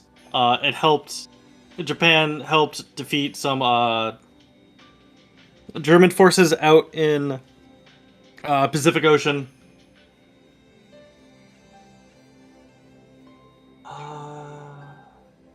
Right, okay. So, during all this, Russia has to give up its claims to Manchuria, which is the northeastern part of China. It's the part between Russia and Korea. So Russia leaves there. That part of China gets to be part of China, but not really. Japan has influence over them because this is the second time Japan's kicked the shit out of everyone in that area. Korea gets colonized again because everyone picks on Korea, and Korea never catches a break. First Sino-Chinese War. Gonna go back in time a little bit. This happened before Korea. Korea was having a really bad political instability because not an emperor. A king dies. He doesn't have a clear heir, so the kid who gets put on the throne is too young. So his mom becomes the consort who tries to rule through him. But a lot of people don't like that. There's a really bad harvest, so a lot of people get really hungry and really pissed, and that causes more issues. There's a lot of... Was that Rasputin? Did Rasputin come around that time? Rasputin comes after this? Okay. I just remember the reason he got into the power was largely because of the connections he had to the family, and it sounded similar to that situation. Anyway, sorry. So that reminds me... lexicon. So it's going through its own thing right now. Yeah. TLDR, Rasputin gets in with the family because one of Tsar Nicholas's son has hemophilia, so whenever he gets cut, he doesn't stop bleeding. Right. Rasputin can cure it, quote unquote, by making the kid stop panicking, which causes his heart rate to drop and the blood pressure to drop, so he stops bleeding so much. Waka Waka. Also, apparently, he had a great dick, and he was probably fucking the Tsarina. But that's completely unrelated to all this. Are you saying Rasputin has become a god? Yeah, It sounds like he was practicing the Takano method. Yeah. It definitely does. He did have... He fucked a lot of people. Not just ladies. He also fucked dudes. Fun fact, his assassination attempt, the famous one, there is evidence to suggest that he got lured there with the promise of a threesome between a dude and a lady and him. He was also, I believe he was the person who said, to atone for your sins is the best way to get close to God. So by having sex with me out of wedlock, we are sinning. And then since I'm a priest, you can atone, and then we can clear ourselves of sin. So by having sex with me, you'll become closer to God. Rasputin is a cocky motherfucker. Anyways, that's a complete tangent. Can you tell sorry. I have attention issues? War crimes. Me too. War crimes, right. So, Japan war crimes their way across Korea and parts of China during First Sino-Japanese War. So they're feeling great. They invade Manchuria, and the entire world goes, hey, what the fuck? Like, you're part of the League of Nations. This is after World War I. We all promised we'd stop doing this. And Japan goes, man, fuck this. And they leave the League of Nations. And then Germany leaves the League of Nations. And then the League of Nations just kind of falls apart. But they don't want to invade the rest of China. Because when they took over Manchuria, and then they left and called it Manchukuo. My apologies if I mispronounced that. My Japanese is horrid. The League of Nations almost just cut off all trade agreements with Japan. There was talk of invading Japan and going to war with Japan over this. So Japan goes, okay, we can't just invade China. We really want to invade China, but we can't. We just can't invade China. So they decide they're going to make China declare war on them first. So they start to build a railroad from the parts of Korea they control through the parts of Manchuria they control. But whoops, the railroad just kind of barely clips into China. So what they're hoping is that China's gonna take umbrage with this and say, hey, you need to get out, you need to get away from our railroad, so it'll cause some sort of international incident, and China will attack Japan, and then Japan will have casus belli for invading. So they build it through China a little bit. China at the time is in the middle of its own civil war between Mao and Chiang Kai-shek. So they've got their own shit to deal with, so they don't really care. And Japan goes, huh. So they try it again. They continue building the railway, and it clips even more into China. Just a little bit, but it's into China. And Japan goes, oh no, how terrible. We've accidentally got into China. It would be terrible if China retaliated. And China said, yeah, we don't care. So Japan blew up part of the railway, said China did it, and then sent in an expeditionary force to, quote-unquote, defend the railway. And so they got right up to the Chinese border and just started, like... Oh, how to put this? To put this in MMO terms, because I feel like being silly, they pop their tank stance and just start provoking as best they can. They're doing everything they can to piss off the Chinese. Lexicon Devil, you'll never guess who the Japanese military based themselves off of. So they're doing absolutely everything they can to piss off the Chinese. Eventually, no one knows exactly what happens, but at the Marco Polo Bridge incident, probably what happened is some Chinese soldier fired off a round because they were probably conscripts, because they were, as I said, China is in the middle of a super bloody civil war, and it was just some kid who just fires a round off to scare the Japanese. The Japanese go, oh hey, we got fired upon. That means we can retaliate. And they sweep through China and commit atrocities, the likes of which I don't want to repeat. Most famous it would be in Nanking. I don't want to talk about it. So they sweep across China, they do horrible things, they set up Unit 731, they just kind of do whatever the fuck they want. Everyone in Japan's super fucking happy. They get to be the colonizers they always wanted to be. Couple years later, they ally with Nazi Germany. Couple years after that, they start World War II. They declare war on the United States, while at the same time, and this gets overshadowed a lot in U.S. education, so I wouldn't be surprised if people don't know this. Same day they declare war on the U.S. and attack Pearl Harbor, they also invade a shit ton of other countries between the U.S. and Japan. And they start doing terrible war crimes there. If you've ever heard of comfort women, that starts around now. And then World War II happens. U.S. fights. Japan loses.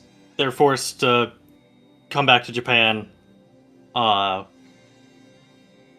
And that's kind of what they're talking about when they talk about, like, they never teach our history. They're referring to everything pre-World War II, about how they were the strong, great nation who stood up and they defeated Russia, and they liberated Korea from China that one time. That was them invading Korea. That's referring to the first Japanese war. I guess I do have to go back to that. So when Korea was having issues, China and Japan had signed a treaty that said we won't interfere with Korean politics without letting the other person know. Japan sent some people in and installed a bunch of pro-Japanese people in the government, and the Chinese said, no, wait, you weren't supposed to be there in the first place. This doesn't count. You have to leave now. And Korea said, or Japan went, no, fuck you.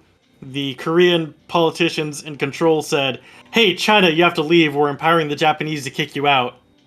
And China said, you're not the real politicians. You can't tell us what to do. And then, so Japan attacks the Chinese troops there, and that's what starts the first Sino-Chinese war, or Sino-Japanese war. Awesome.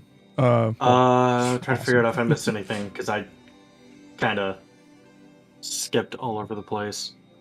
No worries. Yeah, thank you for going through all that. That's absolutely useful, and yeah.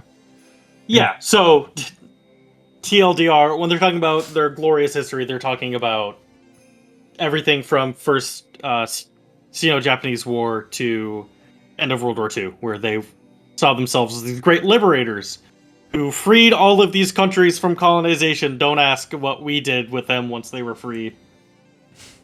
Jeez. Yeah. Certainly has no bearing on politics of recent history, I'm sure. What are you talking about? I have no idea.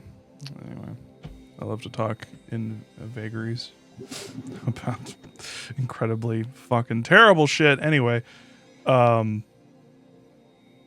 So, okay, Elise, are you done? Is that it, or did you want to? Were you looking for more info, or? Oh, I'm just scanning over my notes because I skipped around them a lot. Okay. Funny what happens when you give them two different documents. Well, while you do that, go ahead. This is also important. Up until very recently, a lot of what I just talked about, like the war crimes and shit, was denied by the Japanese government. It's only been fairly recently they've even acknowledged the existence of the comfort women, and that's a big controversy in Japan. And then there's also, my understanding is that there's people in Japan who say the rape of Nanking never happened when it extremely happened. That is definitely not something to look into if you like sleeping.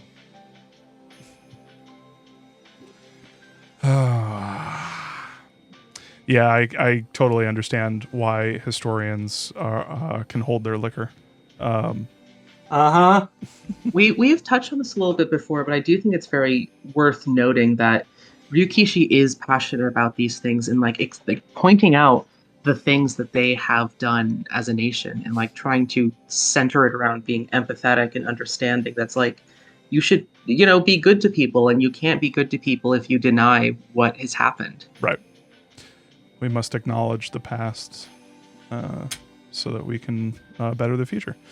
Yep. And he has that conflict that he shows in like the conflict between being proud of your culture and like the people around you, and blind nationalism and patriotism, like the difference in between those two. I just wanted to add that in because I do really think it's good just how hard he tries to find balance there. And I do know that Olo has some thoughts that he wants to get into as well. Do you want to get into that now? Sure. They are a bit short because I noticed there's another section that that actually covers my longer point. Let me pull it up. I got distracted looking at some other things. I wanted to quickly read some of the little, I believe they were the Burn Castell poems that popped up during Takano's portion. If I look at my my live tweet correctly, I believe these are during this part. It is, I have like 3 screens here, but they're pretty short. To fulfill a wish and weave a desired future, the strength of a string is how strong your will is. A noble and strong wish will come true. Next one. A big decision that inhabits a tiny soul. If my life is heavier than the earth, then my decision is heavier than the earth. Last one I have. A wish that's guaranteed to come true is not called a wish. That is fate, not a wish. I weave fate. Fate is an absolute power to control people and the world, not just an individual.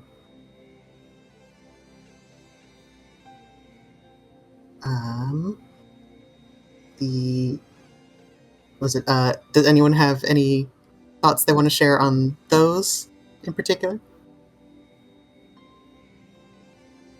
Anything that I have to say, I think, would be giving away too much at this point. Are we going to have Fair to do enough. a multi-part finale to Higurashi? Where once everyone's finished, then we can all just kind of let loose and just talk about everything.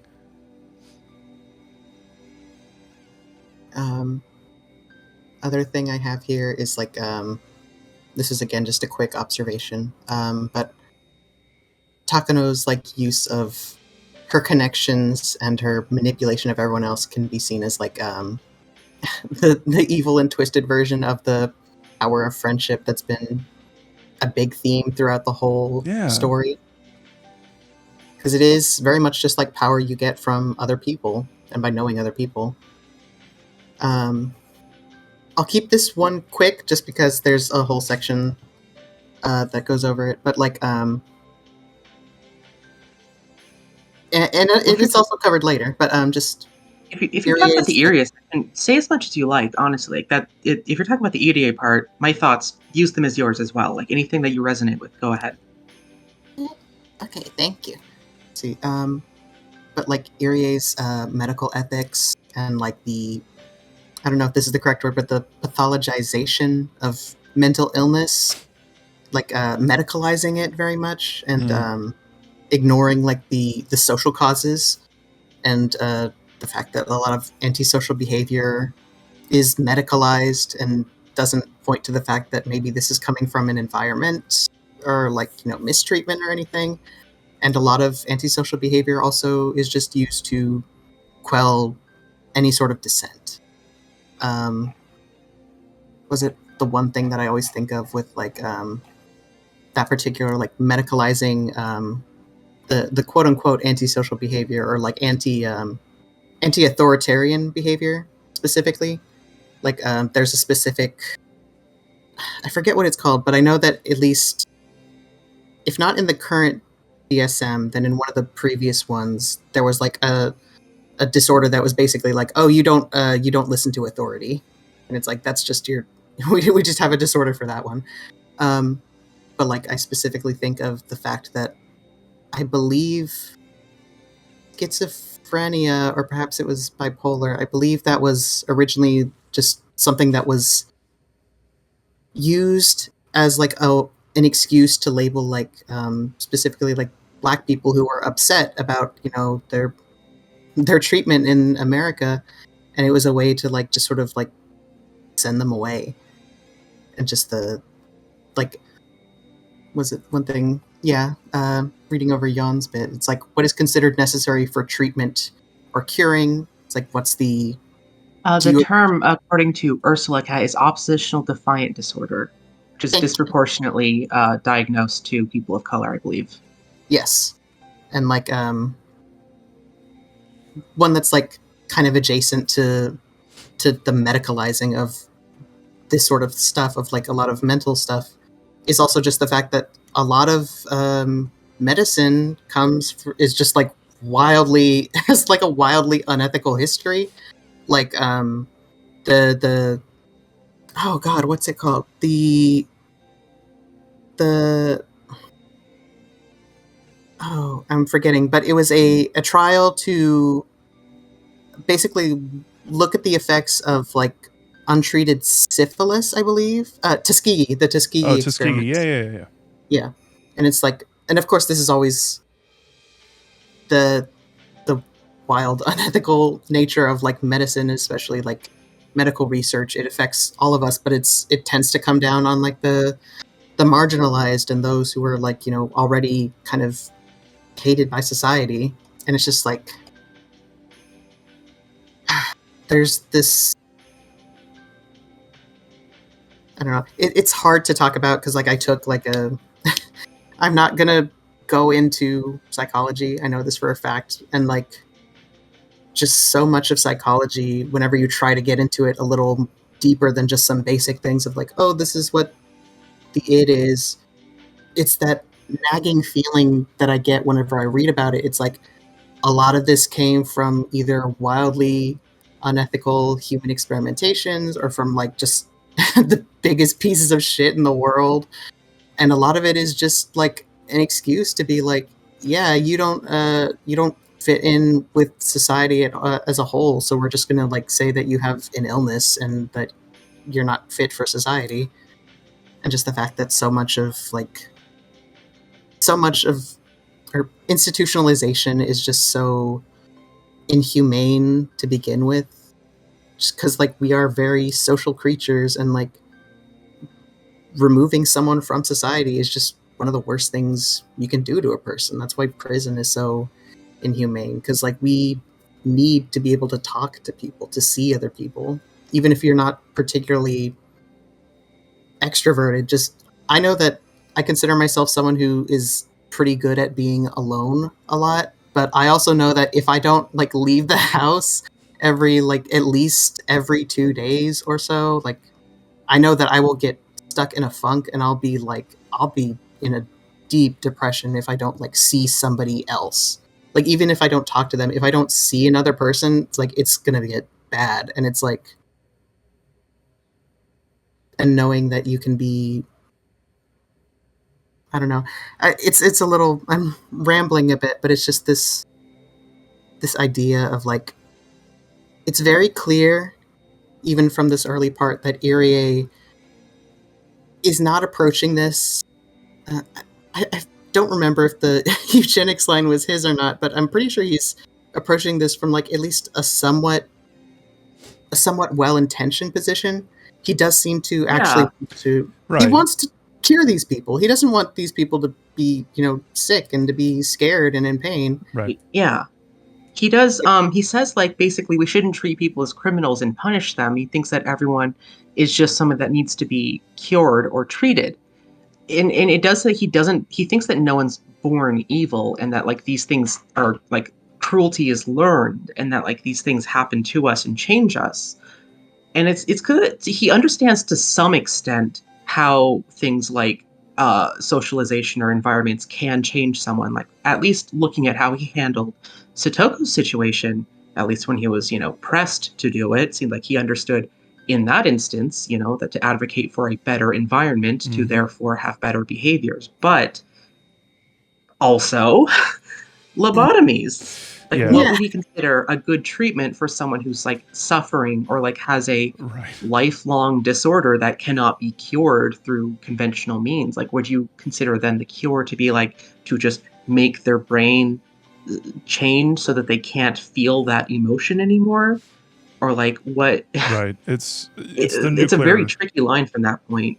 It's Yeah, like a like, nuclear option for treating with mental illness. It's really just kind of absolutely fucked up. And it's interesting because I agree. I think that his approach to like rehabilitation, everyone isn't born. You're not born evil is very forward thinking, but at the same time, like fucking really, you're gonna just sever the part of their brain that thinks and feels stuff. Okay, that's maybe a bridge too far, my guy.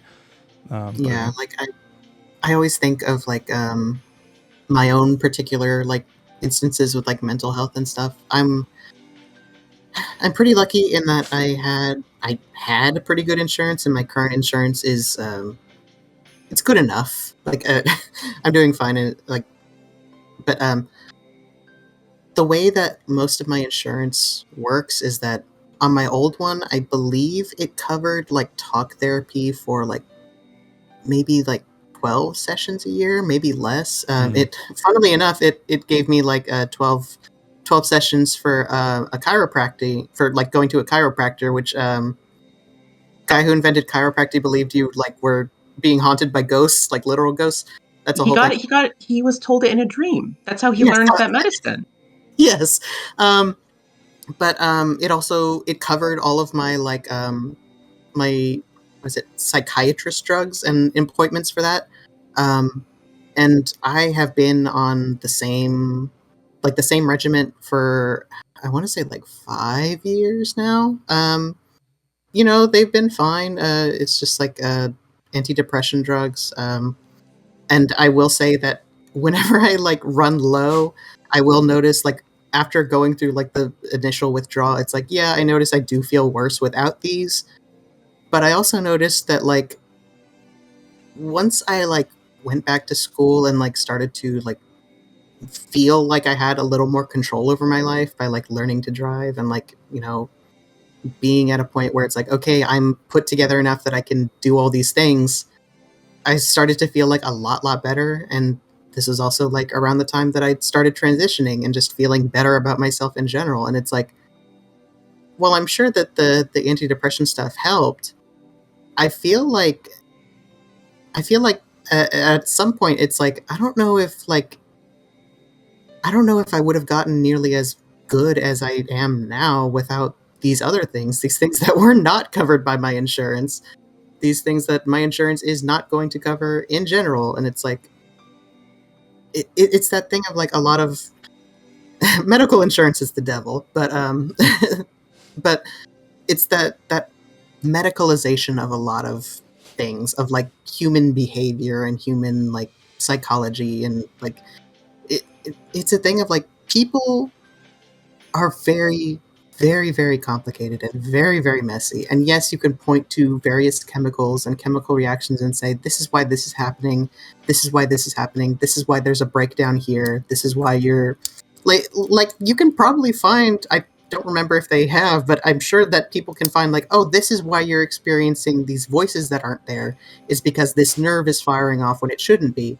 And it's like, yeah, that's cool, but also like there's probably more to it than just that. It's like, we are not just the chemicals in our brain. We are so much more. And it's like, yes, you can reduce it like that if you want, but the thing is, most people don't reduce it, because it's like, it doesn't, even when they reduce it, like, there's a reason that like so much stuff, the brain is so like still new and uncharted. It's like, yes, they can figure out all these things, but they haven't managed to like make like a real replica brain because it's so complicated. And even then, they're finding out new shit about even basic stuff like water every day. It's like, science only explains. I don't want to say that I'm not anti-science.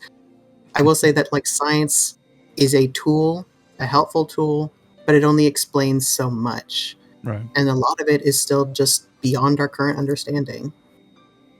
And what we can know, even with our level of understanding, is like, it turns out the environment has a huge effect on how people act and behave. Mm-hmm. And sometimes social problems are caused by like society problems. Yeah. Yeah, and sometimes society problems are caused by interpersonal issues between specific people with power. Oh, sorry, gotta stretch. But yeah, No you're absolutely right. It's fascinating. I really appreciate your what you said about humans basically just being largely social creatures, and how, that's kind of one of the nefarious things about lobotomies, is because that it directly impacts people's ability to socialize, to communicate effectively with one another. And it's separate, not to mention all of the various other harmful, terrible aspects of it. But I think that a larger point of therapy is to get people communicating and being to integrate with society, to interact with people, and feel like they have a place.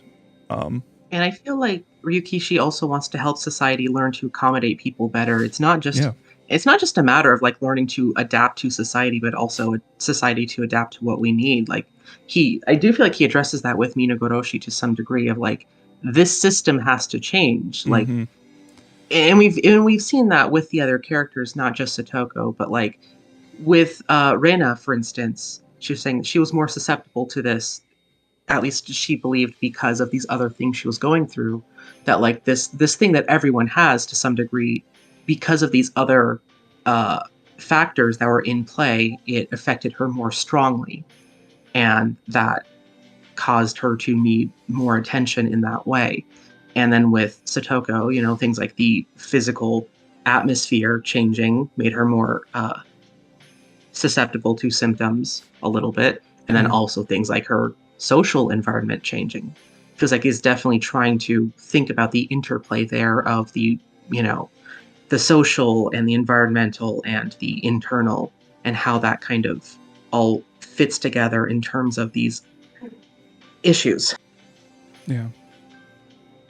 I've been seeing Gail coming on and off the mic. Gail, did you want to talk about something? Oh shit! I forgot. I made my mic shift. Oh, So okay. I'm just really wanting others to talk first because I want to hear from everyone. Yeah, sure. Right, yeah. And I don't want to move on too fast, but I also want to make sure that Laura, you can also, if there's anything you wanted to add in, want to make sure that you also have your turn to talk. Me? Yeah. Sure. I'm just gonna go like on a. I apologize if I go on tangents. I like to. My brain just does that kind of stuff. I love a good tangent. Anyway, yeah, I'm just gonna like fire off some general thoughts of like the beginning of this arc.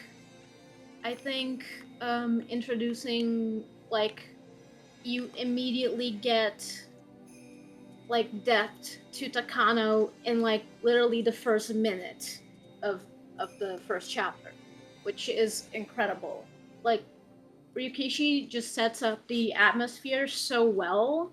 It's like it's a very particular thing where like if the environment in which Takano is now like after her traumatic experiences, now she's just like in a safe place and like everything about it just screams like she feels like a different person. She literally becomes a different person, but like it's just it's figurative, but it's also literal. She becomes a different person, and it's something that she internalizes, and also something that she doesn't notice. It's pretty cool the way it's set up, and like I just love how the environment of like where she lives with her grandfather is set up. Like it's such a nerd thing that she loves reading books and helping her grandfather take notes, and like you can just tell she like has been affected, but there is still like the possibility for joy in her life, and the joy is helping the one person in the world that she feels understands her and connects with her and just like pretty much saves her. She sees him as a savior. So it makes Takano a much more realized character than she previously was. She previously was just like the creepy lady, always like doing like shady things, being overall kind of a menace. But then like everything changes when you get in this arc. Like suddenly it's you see her literally with new eyes. So I think that's really cool. I just love getting that kind of exposition. It's not literally exposition, it's a lot more natural than that because Ryukishi is a good fucking writer. Like it just feels very natural and I just really like it, and I feel like yeah, there's just a lot of just well done stuff. Very good setting, very good environment. The way that you see like things just like the way you see her start to lose that hope that she began to have after she was saved, like it's so heartbreaking because you feel for her. You don't want to feel for her because she's evil. She is evil, but she has a lot of depth to her character. I love just like more just flawed women in media, please. I love that. I want more of that. Ryukishi is great with that. Yeah. Yes, he is. I'm going through Minako. Yes, he is. Like, it's overall a solid beginning to a really great arc. I want to talk about Ari in the next discussion because I want to talk about the things that explore his character in the connecting fragments section. So I have a lot to say about that. But yeah, overall, very solid beginning of the arc. It's just great and fuck God, I guess. Here. Fuck God. I do like what you said about Takano, and this has been kind of touched on to some degree in shades by other people and in other topics, but there is very much a comparison to be made there between her and the other characters, especially the kids. There's been direct comparisons and parallels between her and Satoko and Rika in particular. And I do believe that Elise also pointed out that you could read some comparisons between her and Shion, but there's direct comparisons between her and Satoko and Rika in Minagoroshi. And I do think that I feel like in that instance, it's Ryukishi trying to point out that's like, yeah, it is largely the environment and experiences that shape a person. And these things can kind of snowball and change you later on in all these different ways.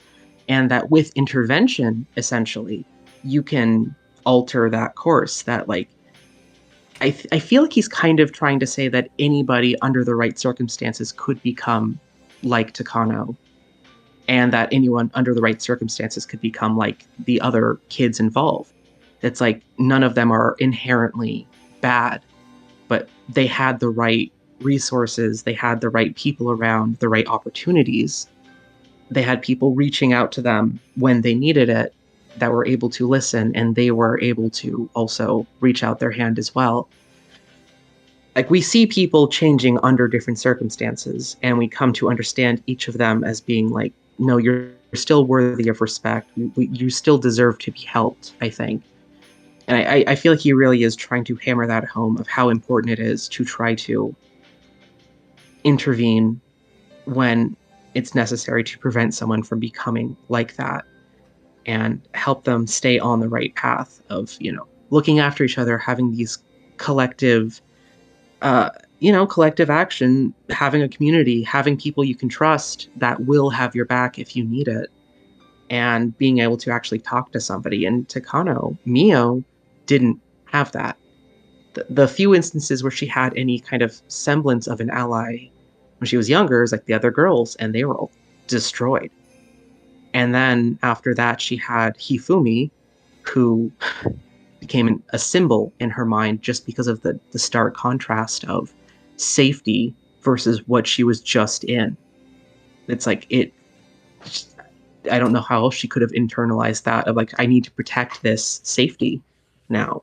I need to protect this feeling that I have in return for he took me out of that, so I have to revere this and hold on to it in my head forever.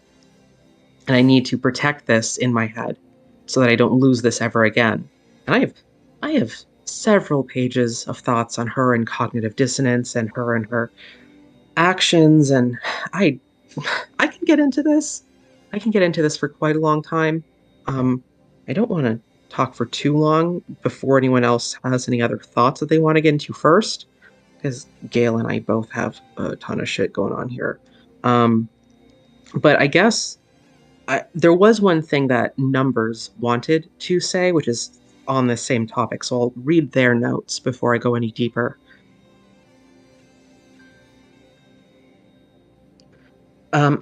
So it's on Takano and conspirituality. Conspirituality is a neologism describing the syncretic combination of chiefly political conspiracy theory with religious belief, often evangelical Christianity, New Age, or both, regardless of contradictions between them. To use a very rough example, a classic conspiracy theory might look like a secret CIA gunman killed JFK, and a conspiritual extrapolation on that might look like a secret CIA gunman killed JFK because the CIA learned that JFK was the reincarnation of Christ, and I learned this through my prophetic dreams. Conspiracy becomes the bedrock of faith. The faith is the evidence of the conspiracy, and the conspiracy is the evidence of the faith. In QAnon, for instance, Donald Trump was chosen by God to be his champion against the satanic pedophile cabal, and the actions that harm him are always actions from said cabal, and actions that help him are always delivered directly from God. I should reiterate that this goes into elements of fascism, broad trauma stuff, and allusions to CSA. Sorry for not leading with that. People who've suffered are often preyed upon by fascists as agitators and grifters, particularly when they've been victims of trauma that society often seeks to ignore entirely. If you've suffered something horrific, but everyone refuses to acknowledge it, sometimes because they benefit from it or the context that enabled it, sometimes because it's just not what culture is ready to talk about, you might be very easy prey for those who will acknowledge a problem exists and propose a false solution to it. Fascists will often acknowledge very real problems. In the real world, wealth disparity is increasingly a common avenue, and attribute completely fictitious culprits to it. Victims of this false friendship between far-right politics and the dispossessed can eventually become dangerous grifters and propagandists themselves. I'm reminded in particular, hence the header here, about the abundance of conspiracy spirituality influencers online who, when brought to open up about why they believe in QAnon or adjacent bonkers reality inversion fields, very often have a story to tell about a horrible trauma they've suffered in their past, which these cults claim is their focus. There's a very small bit here in small text. I don't know if they want me to read that, so I'll leave that for now. To boil it down between the different approaches to this by different ideologies, people know shit sucks ass. So are you going to A, tell them shit sucks ass, but you can fix it with community organizing and building a better world together? Leftist. Lie to them, and B, lie to them and tell them it's fine, liberal, or C, tell them shit sucks ass, but you can fix it by killing all the brown people or other minorities. Fascist.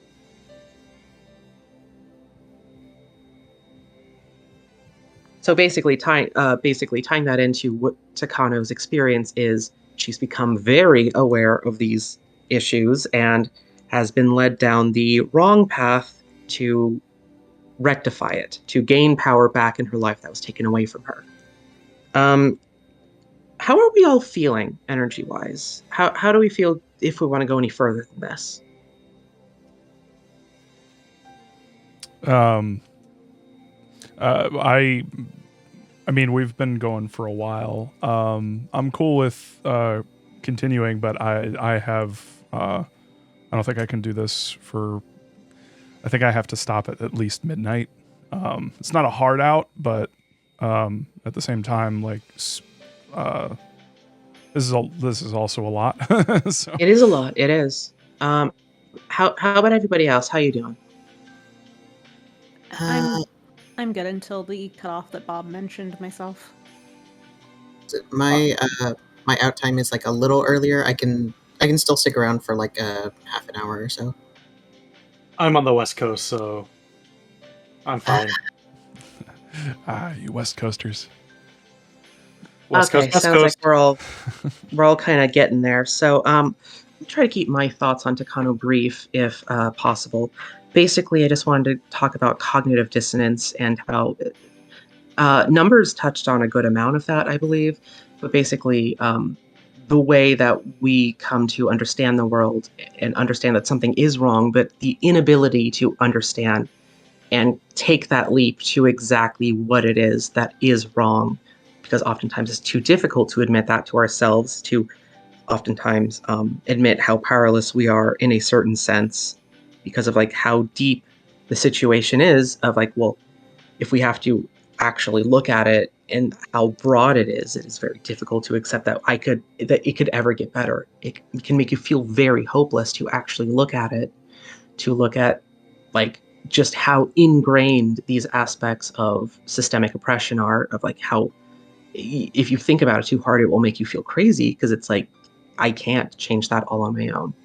And it's easier to fall into these ideas of, well, I'm like this because those other people aren't working hard enough, as opposed to, no, we're both put here for a reason because it benefits somebody else, because it benefits them by having us be divided.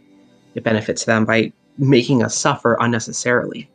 For some people, and with Takano, I believe, there's this need to believe that the suffering was justified somehow, that like it justifies the existence of God, and therefore then you can become God by making others suffer, and then you're the one in charge, and then you're not being hurt anymore.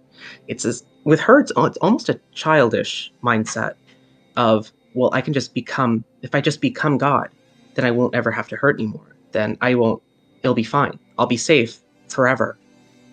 I'll be in my safe zone with the person who saved me forever. And it really shows, I think, how she got to that point at the end of Minagoroshi to be that kind of person, to be so detached from reality, to need that delusion so much. That is a thing that organizations like Tokyo and real life fascists and other right-wing parties take advantage of constantly. I really just appreciate her because it does break that down. I think how I feel like the intent is to make you feel like this didn't have to happen. She didn't have to be this way. I think he wants us to understand that like we should be feeling pain for her, that this happened and that she was driven into this instead of being able to be like Keiichi, like Rena, like the other kids. That like it didn't have to be this way. She's not inherently evil. She wasn't born evil, but this happened and she's gotten so far off track. In summary, I don't know if I could fix her, but I want to try. So you're not a writer for Bloober Team, I see. Numbers isn't here, so I don't have to give them money. The medium. Anyway, yeah. Thank you for know there's going to listening. be a thought of it, There's right? a lot.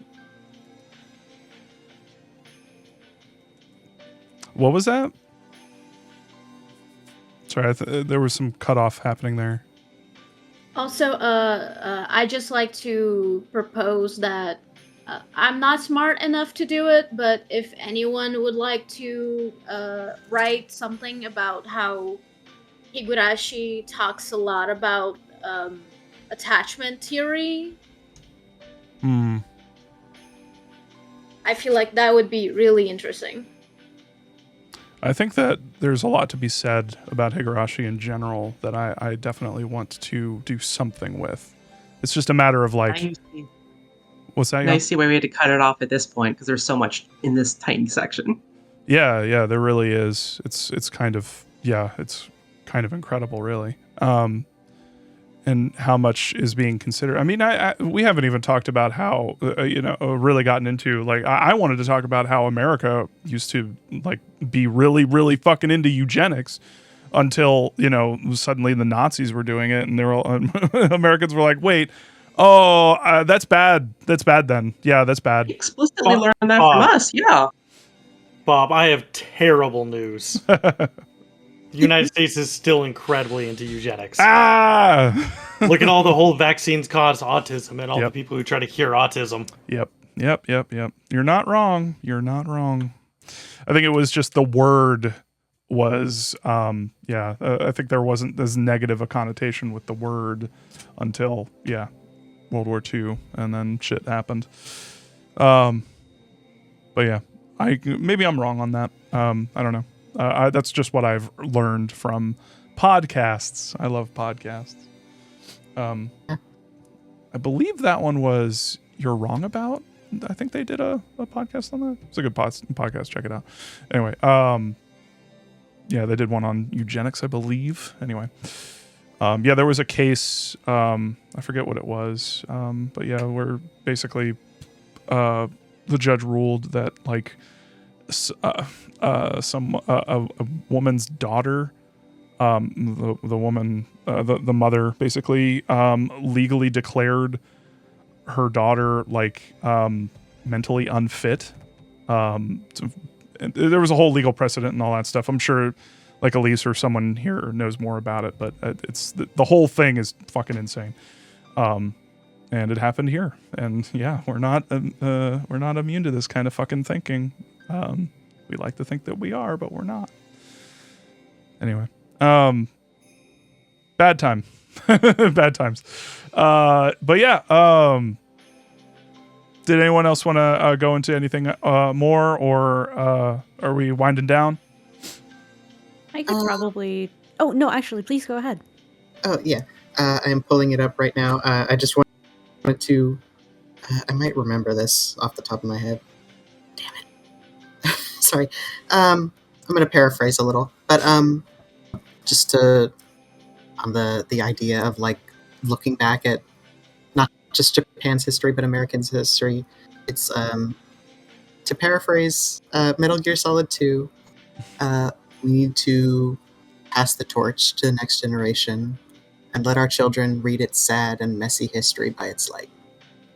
And that was like a beautiful idea that I've been thinking about ever since I heard that line. And I think Higurashi is an example of that, of like, we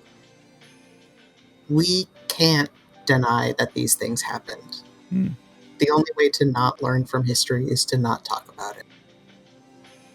So we need to learn about it. We need to not shy away from these terrible things that were done before we were born, or even while we were born, or while we were children. And they are terrible. We need to know that they're terrible. But when we know that we're terrible, or that they are terrible, we can work to prevent them from ever happening again. And we can learn why they were terrible. Yeah. Yeah, that's well said. I think that there's a natural pushback that, you know, the ego wants to do whenever confronted with criticism, or like, you know, we have this tendency to run away from anything that we consider like that would look bad to us. But it's very important to remember that, like, especially with criticism like this, like with what Ryukishi's doing, it's coming from a place of wanting to build a better world, to help people who need help, to, you know, make the place a better place for the next generation. And yeah, that's totally, yeah, it's all, yeah, that's one of the reasons why this is such a good fucking story. Like, it's all good. Like, every bit of it from tip to tail.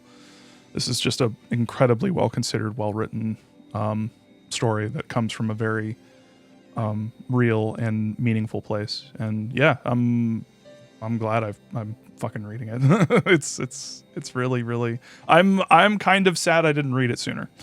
Because I think if I read this when I was younger, it would have had a really bigger, like, it would have helped a lot in areas where I think, you know, a lot of us as kids are kind of lacking. You know,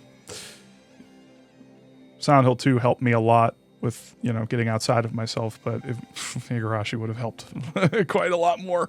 I'm sorry to say, or I'm not sorry to say. It's just, it is what it is. It's facts. But anyway. Well, you get to read it with us, and we get to have a great time as you learn about it. Yeah, we all get to empower Hanyu with our friendship.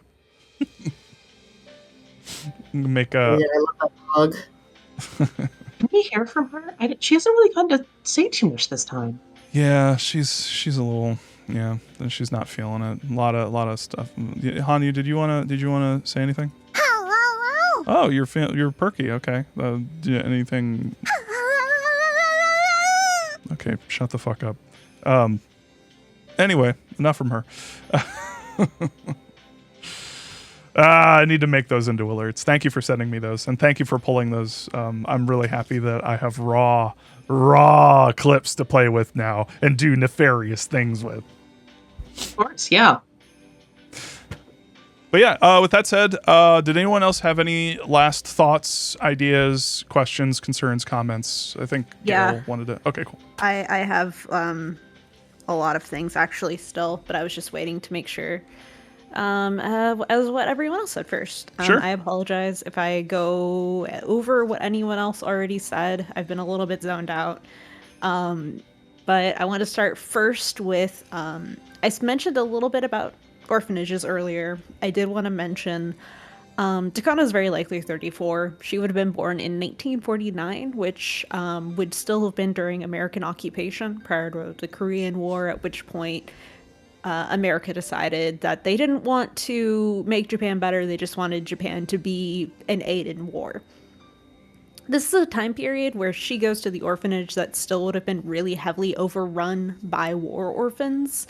And so all orphans were parsed with this incredibly negative perspective and made people much less interested to engage with them.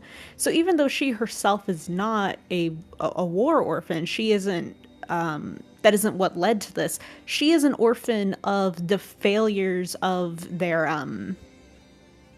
infrastructure, like the issues of the infrastructure as they were rebuilding Japan. The fact that this was a major train accident speaks not to like randomness, but to existing infrastructure issues and trying too quickly, too fast to rebuild things that were once destroyed. So that's like one really interesting thing about that for me. I linked a bunch of different articles in this document talking about more modern issues of it. I mentioned the one about the one that was abusing kids from the late 80s to the mid 2000s. I found one about orphanages in Hokkaido from 1960 and 1965 that showed that children in orphanages were literally always shorter and weighed less than the national average. Their protein and vitamins were lower than the recommended range for different age groups, indicative of major economic distress that led to limits on nutritional supplements and food within the orphanages. The idea of self-responsibility and the politics of chance, and how child welfare in Japan has tons of issues. Caregivers at such institutions work 3,000 hours every year. You could consider that in America, a 40-hour work week in 1 year amounts to 2,080 hours. So they're working almost an extra 1,000 hours a year. From what is considered the normal, like, American working state. The vast majority of residential care in Japan is like 4 to 8 children per room with a single central dining room. And there's still not a lot of positive growth on that. Most of the time today, children sent to institutional care are not orphans, but rather they were removed from their homes due to the family's poverty or due to reported child abuse. So that's like the primary sort of breakdown of that. Please look at the document if you like more information in those, because it's very interesting. I had some stuff on political implications. I wanted to mention there is a line in this that says, after the bitter struggles of the Nomahan incident, Japan greatly revised their Soviet strategy. The Nomahan incident was an early bioweapon attack that was set up by the Ishii network, developed by 731, where they dumped a bunch of typhoid into the rivers to try to poison Soviet troops. It wasn't a huge success. Like, one of their people got injured and like a few of the Soviet troops got affected because like typhoid it just doesn't really work in water, but that was like a very early thing that they did. The line, of course, Dr. Takano was a leading member of the Research Center for the Prevention of Epidemics in Manchuria. I made a note here. Unit 731 and accompanying units like 1644 were officially known as the Epidemic Prevention and Water Purification Department of the Kwantung Army. And that is what he is frequently referred to as being a part of. It is specifically the army that was stationed in Manchuria.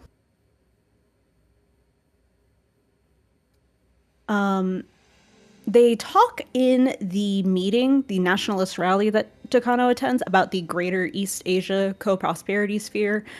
And of course, that's Japanese colonialism. They're literally talking about how other countries were already colonized by America and they saved everyone and fixed everyone. And that's, great history. I think Lise was already talking a good amount about that. So obviously, I probably don't need to go into it. Attempts in gathering weapons of mass destruction are a parallel to Unit 731 trying to gain a mass biological weapon to use against China and other countries. They wanted to weaponize typhoid, syphilis, the Black Plague, and a lot of others. They killed tons and tons of people through this kind of methodology. Hifumi's discussions about becoming a god can be rooted in Japanese imperialism, though in some ways they may be considered sacrosanct, as the emperor is one of the only ones in the line to be descended from the gods or a representative as such. Bringing Jesus into the discussion is most marked because he is engaging with it as a perspective on how someone who was human could become a god. He wasn't engaging at the level of being a Christian, but at the level of the convenience it offers for his worldview and desires. I feel really strongly about his want of becoming a god. It's just Japanese imperialism.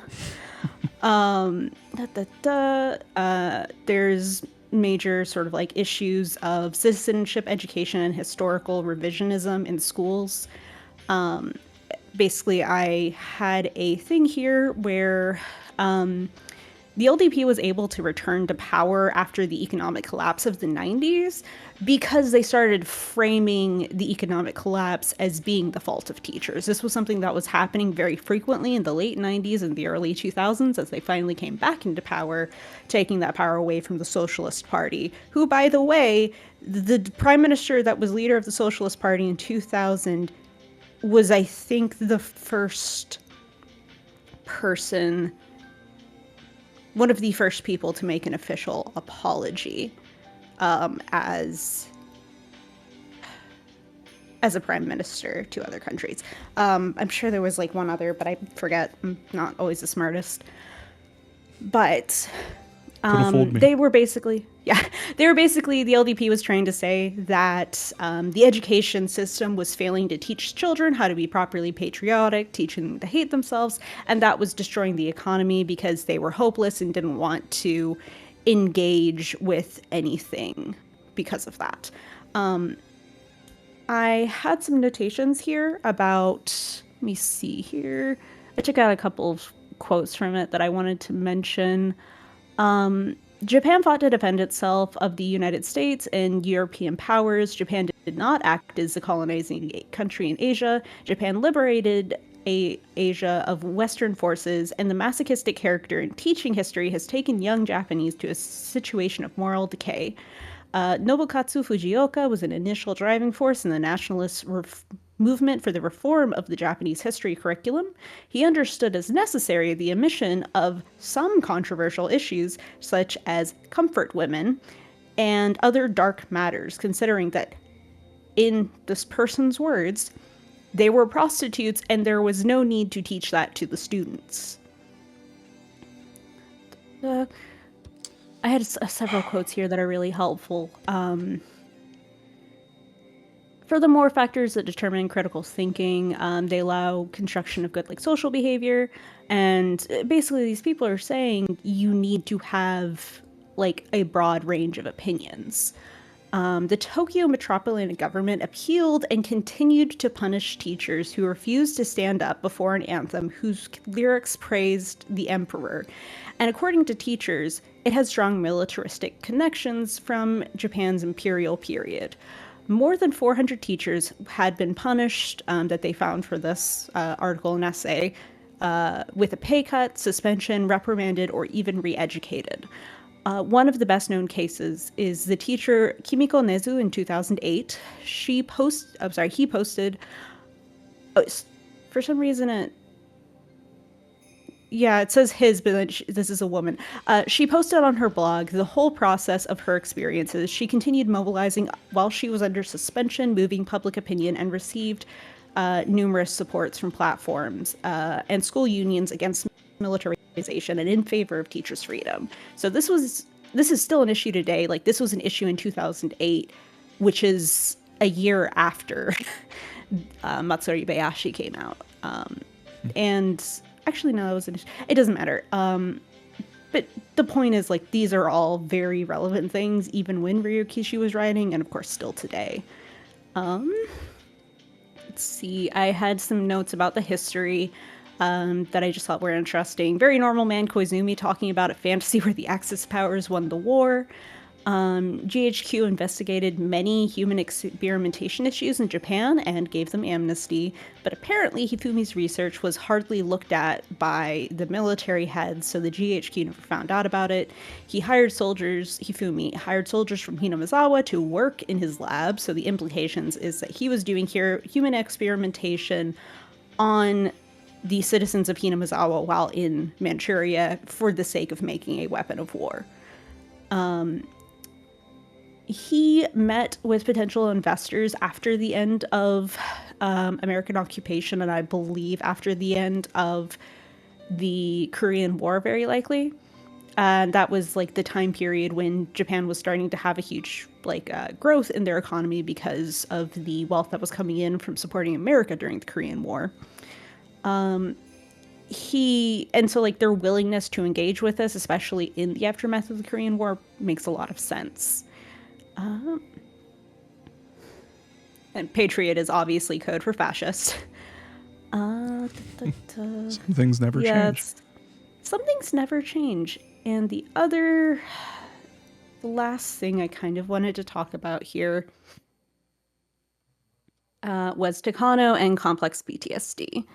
We've talked a lot about Takano today, but specifically what I wanted to talk about was the complications of complex PTSD. I linked one of the first articles or papers written on CPTSD in the discussion document, which talks about the presence of, basically it says, the main clusters for what they would consider complex PTSD are dissociative states, ego fragmentation, affective and anxiety disorders, reenactment, and re-victimization.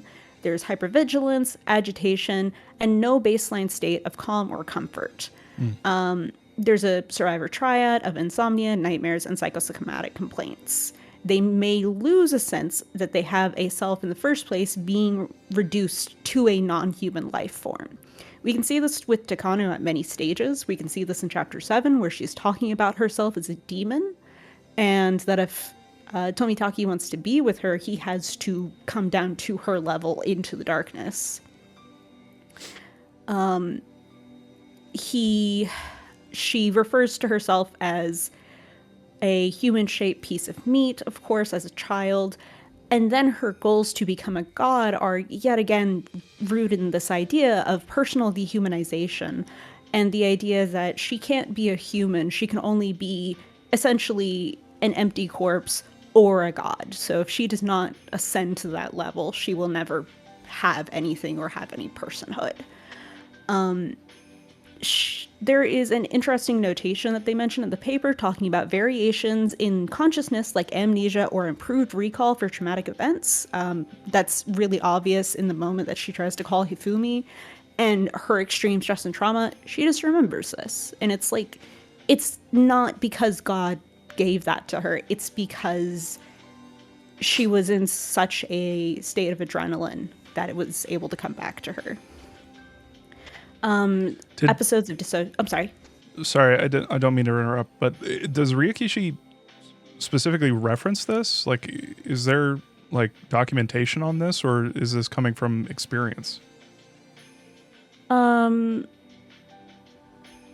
mean with regards to like these topics that I'm talking about, or like Ryukishi actively? Yeah, with the recall, with that aspect of it. Is that something that Like, is that something that was known in the 2000s? Yeah, well, like a lot of things have been known for a while. PTSD first started coming into prominence in the 1990s in Japan, specifically because of the economic collapse. And they were like, hey, a lot of people are doing really badly. I wonder why. Yeah. And I think you can see some similar things with someone like Reina. He is very much aware of PTSD, and there's plenty of people that would not necessarily disqualify the symptoms of complex PTSD from just being another part of PTSD.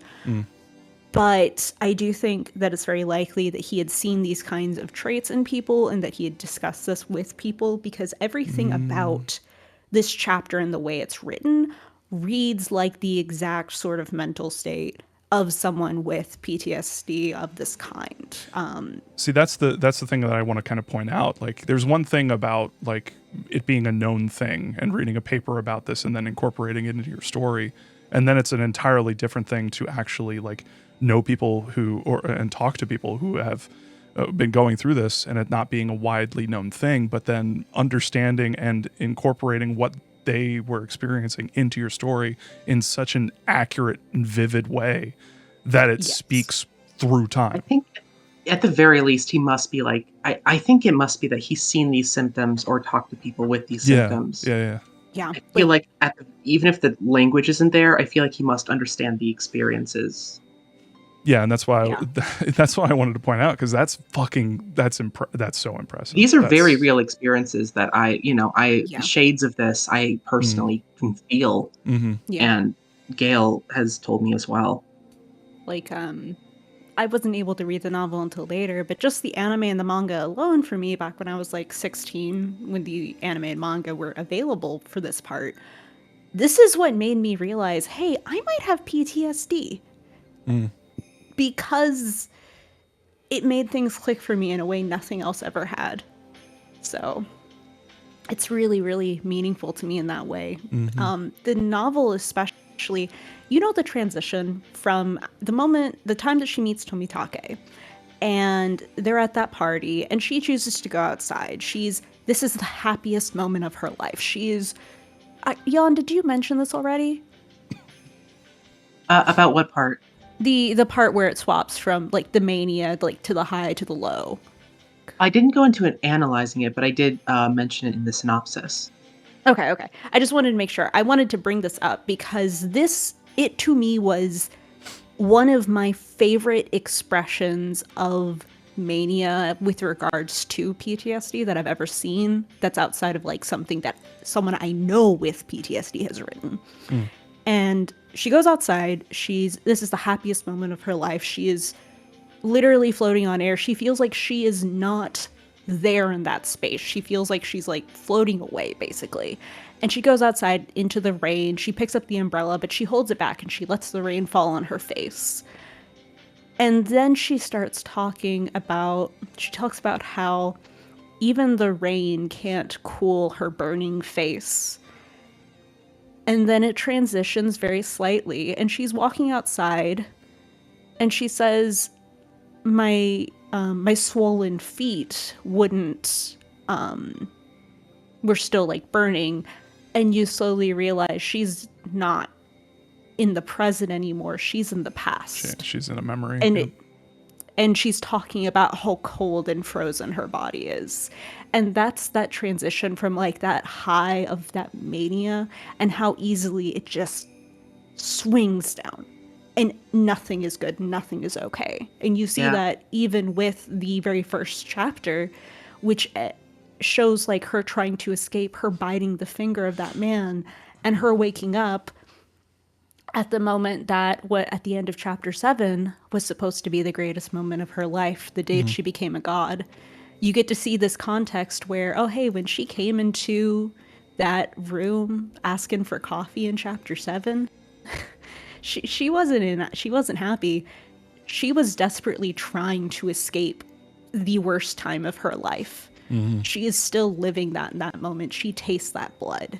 And She's smell and taste 34. are very strong. Memory. Memory. Yeah. Like that was one of the things that helped me understand that I've been through some shit, is sensory details like that. Yeah. It's very important to the way that it was presented, because a lot of that information can be lost if you present that transition as simply a transition, simply like an artistic way of getting from point A to point B in your narrative, but then to incorporate everything around it, around the edges, and then portray it as a vivid memory that's still impacting her all these years later, still vividly being remembered. That's powerful stuff. Yeah, I really, really like it. And you mentioning, of course, like the importance of not just having a flat transition. Like that's what Silent Hill is always doing when you have the transition of like fog to these other worlds. It's literally that sort of, you are descending into this. And for Takano, it's, the more literal. It isn't fantastical in that way, because Higurashi is surprisingly grounded, even being a looping series with God in the background. Her life is awful for no reason, really. Like Rika's over here and she's talking about how Rika is like chosen by the gods, and she feels like she has been betrayed by the gods. So by ripping Rika down from that pedestal, she can destroy the idea of the god's power that she feels has oppressed her entire life, which again, like victimhood, re-victimization, but she's not so much victimizing herself as she is inflicting her own victimization upon Rika over and over and over again.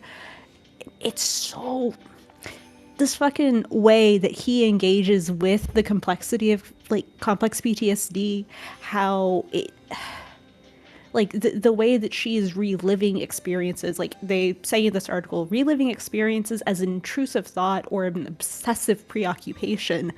And you look at, she is so obsessive about these torture devices, about like even just her obsession with torture devices, you can pin back to her life in the orphanage. Isn't that insane?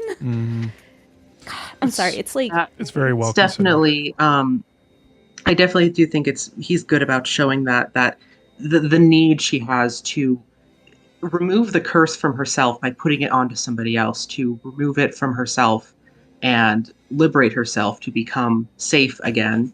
Because if she has that power, then she can inflict it on somebody else, and then she can maintain that until presumably someone else takes it away from her sometime down the line. But then she can have her moment of being on top in that zero-sum false dichotomy that she's been taught to accept and cling to as a sort of mantra.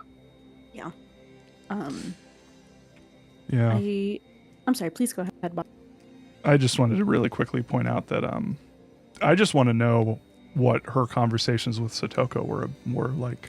Like, it seems like they connected, and I think even Rika and Hanyu both like picked up on that.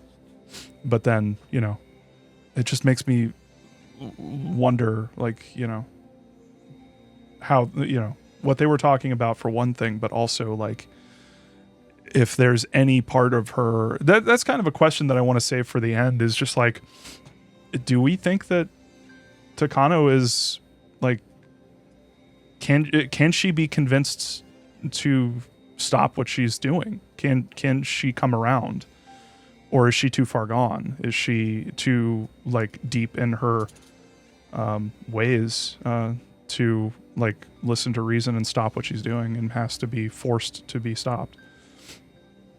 Like, I don't know. That's a really good question. Yeah. Yeah, because if anything, you would think that Satoko would be able to maybe talk to her about that stuff and connect. But at the same time, Takano fucking put a bullet in her brain, so... And Satoko's 11. I was going to say something about that, where she shot her. Takano literally said, you're either going to die right here, or they're going to get that bounty on your head and they're going to experiment on you. So, which do you want? And she's like, I can't make that choice. So she goes, all right, which is green, broccoli or cauliflower? Because she knows Satoko will be able to get it right. It's like it's the last possible favor she can do for her anyway, right? And maybe that's a dark way to read it, but I don't know. She doesn't want her to be tortured. He Yeah. does kind of treat that They- as a mercy in a sense of like, well, if I kill you here, then not only do you become immortalized in a certain sense, but also then you don't have to be tortured later. Yeah. Yeah. But then also she does have that kind of feeling that maybe those brutal deaths are a kindness in themselves. She has a very certain mindset on kindness. Like wanting to drug Rika before she rips out her guts, because the point is not Rika suffering, but rather the point to her is destroying something with her own hands, perhaps. And then at the same Yeah. time, that conversation she had in the shed about like how kind it is to inflict that death on someone. There's a lot going on here. We've been through a lot tonight. There's a lot to keep in mind right now. Yeah. I did I want to think we all mention, just gotta. Oof. yeah, I did want to Sorry, mention go ahead. one more thing about Takano's backstory, and that is the scene when she returns to the orphanage. I think is such a fabulous representation of how victims respond to abusive situations. Up to this point, of course, Ryukishi, I feel like, has done a really good job with never reveling in violence and trying to make you understand how that works or why that works. And this moment where she comes here and she realizes something's going on, and obviously she doesn't want to think about it. The person who's grabbed her, she continuously refers to as the monster. He does not say words, he roars at her. He is not a person, he is something there to hurt her. She refers to herself as a broken doll that only exists to be their toy. Rika referring to herself as being Takano's toy. Upsetting. Mm. And it is at the point when she realizes she's looking at them hitting that mat with the bamboo swords, and she's thinking, why is that happening? Why would they do that? And then she sees the shoes. Mm. And in that moment, her brain just completely shuts off. There is nothing more that she can communicate. There's nothing more that she can acknowledge or say or even allow herself to remember. Because so many of these scenes could be taken as Takano in that mindset of being a child again, like the points where she was like, I was just a little girl. In those memory parts, that doesn't just read as this is showing us the past. This is Takano as an adult, regressing, basically, is what I mean to say. Yep. And the fact that he both shows he wants us to understand how severe these punishments are, but he is still doing it, for the sake of showing the kind of trauma and the kind of effect this has on Takano, and the fact of why so many victims cannot talk about their experiences. This is like the ultimate challenge. Trying to convince people to love Satoko and understand Satoko, because if they don't love and understand Satoko, they will never love or understand Takano. So that's my big final thing. Sorry. Yeah. No, it's yeah, apt, and I'm glad you took the time to talk to us about it. So thank you, and thank you to everybody who talked. This is we're getting through it. We're working on it, getting ourselves past, or Thanks for hanging in there, through man. it, yeah. Yeah, it's woo. Yeah, we're learning a lot, Ursula Cat, that we are, about history and about each other, and yeah, that's a good thing. Yeah, so unless anyone has anything else to talk about, does anyone have anything else to talk about? I guess I did have that one last. Strong. Sorry, go ahead. I did have that one last extension of the Marco Polo Bridge incident where if we fast forward back to so we've heard all about the actual history of it. If we get to the Hinamizawa history of it, it also kind of lays a foundation for why certain factions of Tokyo might want to eliminate Hinamizawa, because they established that there's a faction of Tokyo that didn't want to fight a war against China because they wanted to go fight a war against the Soviet Union instead. And they end up kind of blaming the one Hinamizawan soldier that was involved in the Marco Polo bridge incident for getting them into the war with China and getting them into World War II the way it happened in approximately the real world, which got them to lose, and then blaming Hinamizawa and its people for the way that the war went, in generally the same way that the Germans blamed all of the people that Nazi Germany hated for their loss of World War I, the Great War. Yeah. Yeah. And to be clear, when they say Tokyo, like the factions of Tokyo, that's the faction. That's the sort of fun, the clever nickname that they've given the headquarters of the operations. So when you say Tokyo, you don't mean I mean secret society Tokyo, not literal Tokyo or actual Japanese government Tokyo. Gotcha. Yeah, that's more for general edification. But yeah. Yeah, it's that whole aspect of it was very interesting. There's something to be said about the way that Ryokishi is weaving in historical events and just like adding a little bit of fiction to like say something about it. It's I love art. Anyway, but yeah. Okay. Did anyone else want to talk about anything? We got a few more minutes. No, I just wanted to say the power of friendship is real and it's strong. And it's on you. And it can be used for evil. Indeed. Thank you so much, Bob. Oh, no problem. No problem. This is fun. Well, fun. I have terrible word selection. I'd call these fun. It can be fun to talk about really dark stuff in a responsible way. Yeah. It's yeah. When I say fun, I mean like I hope we do this again because it's important to me. But yeah, okay. We're gonna go ahead and call it. Ursula Cat says it's fun in the way that learning is inherently fun. Yeah, exactly. Lexicon Devil says I appreciate this a lot. Yeah. I do too. This is great. And we're going to keep doing it. And we're going to blast right into Umineko after a little bit of a hiatus. But keep posted for more. We are going to do more book clubs soon.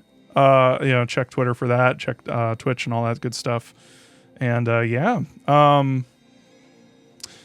guess I'd put the final question to the group. Where do we stand on Takano? Takano, able to be redeemed? I love her. Lacano, same brain, sorry. I would certainly. Queen. What's that? We love a toxic queen.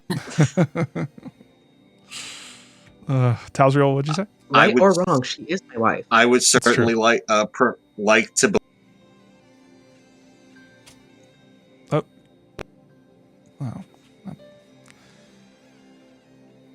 Talsriel, could you say that again? I love my computer. Or maybe it's just Discord, I don't know. Watch, it's gonna like suddenly blast through a bunch of noise here in a sec. Can you all hear me? Something we are yet to see.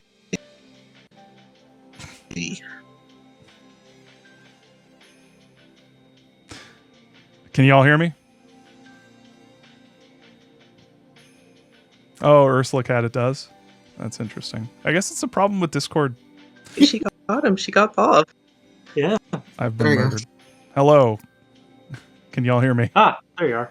There you I love, Ursula Cat says that their Discord does it too. It's just sometimes it like just caches or something. Yes. It gets, Yes. Yeah, it gets stuck. But anyway, also I lost Takano, so I think we know what. When I asked that, I think we know Hanyu's opinion. Extreme hard no. But yeah, okay.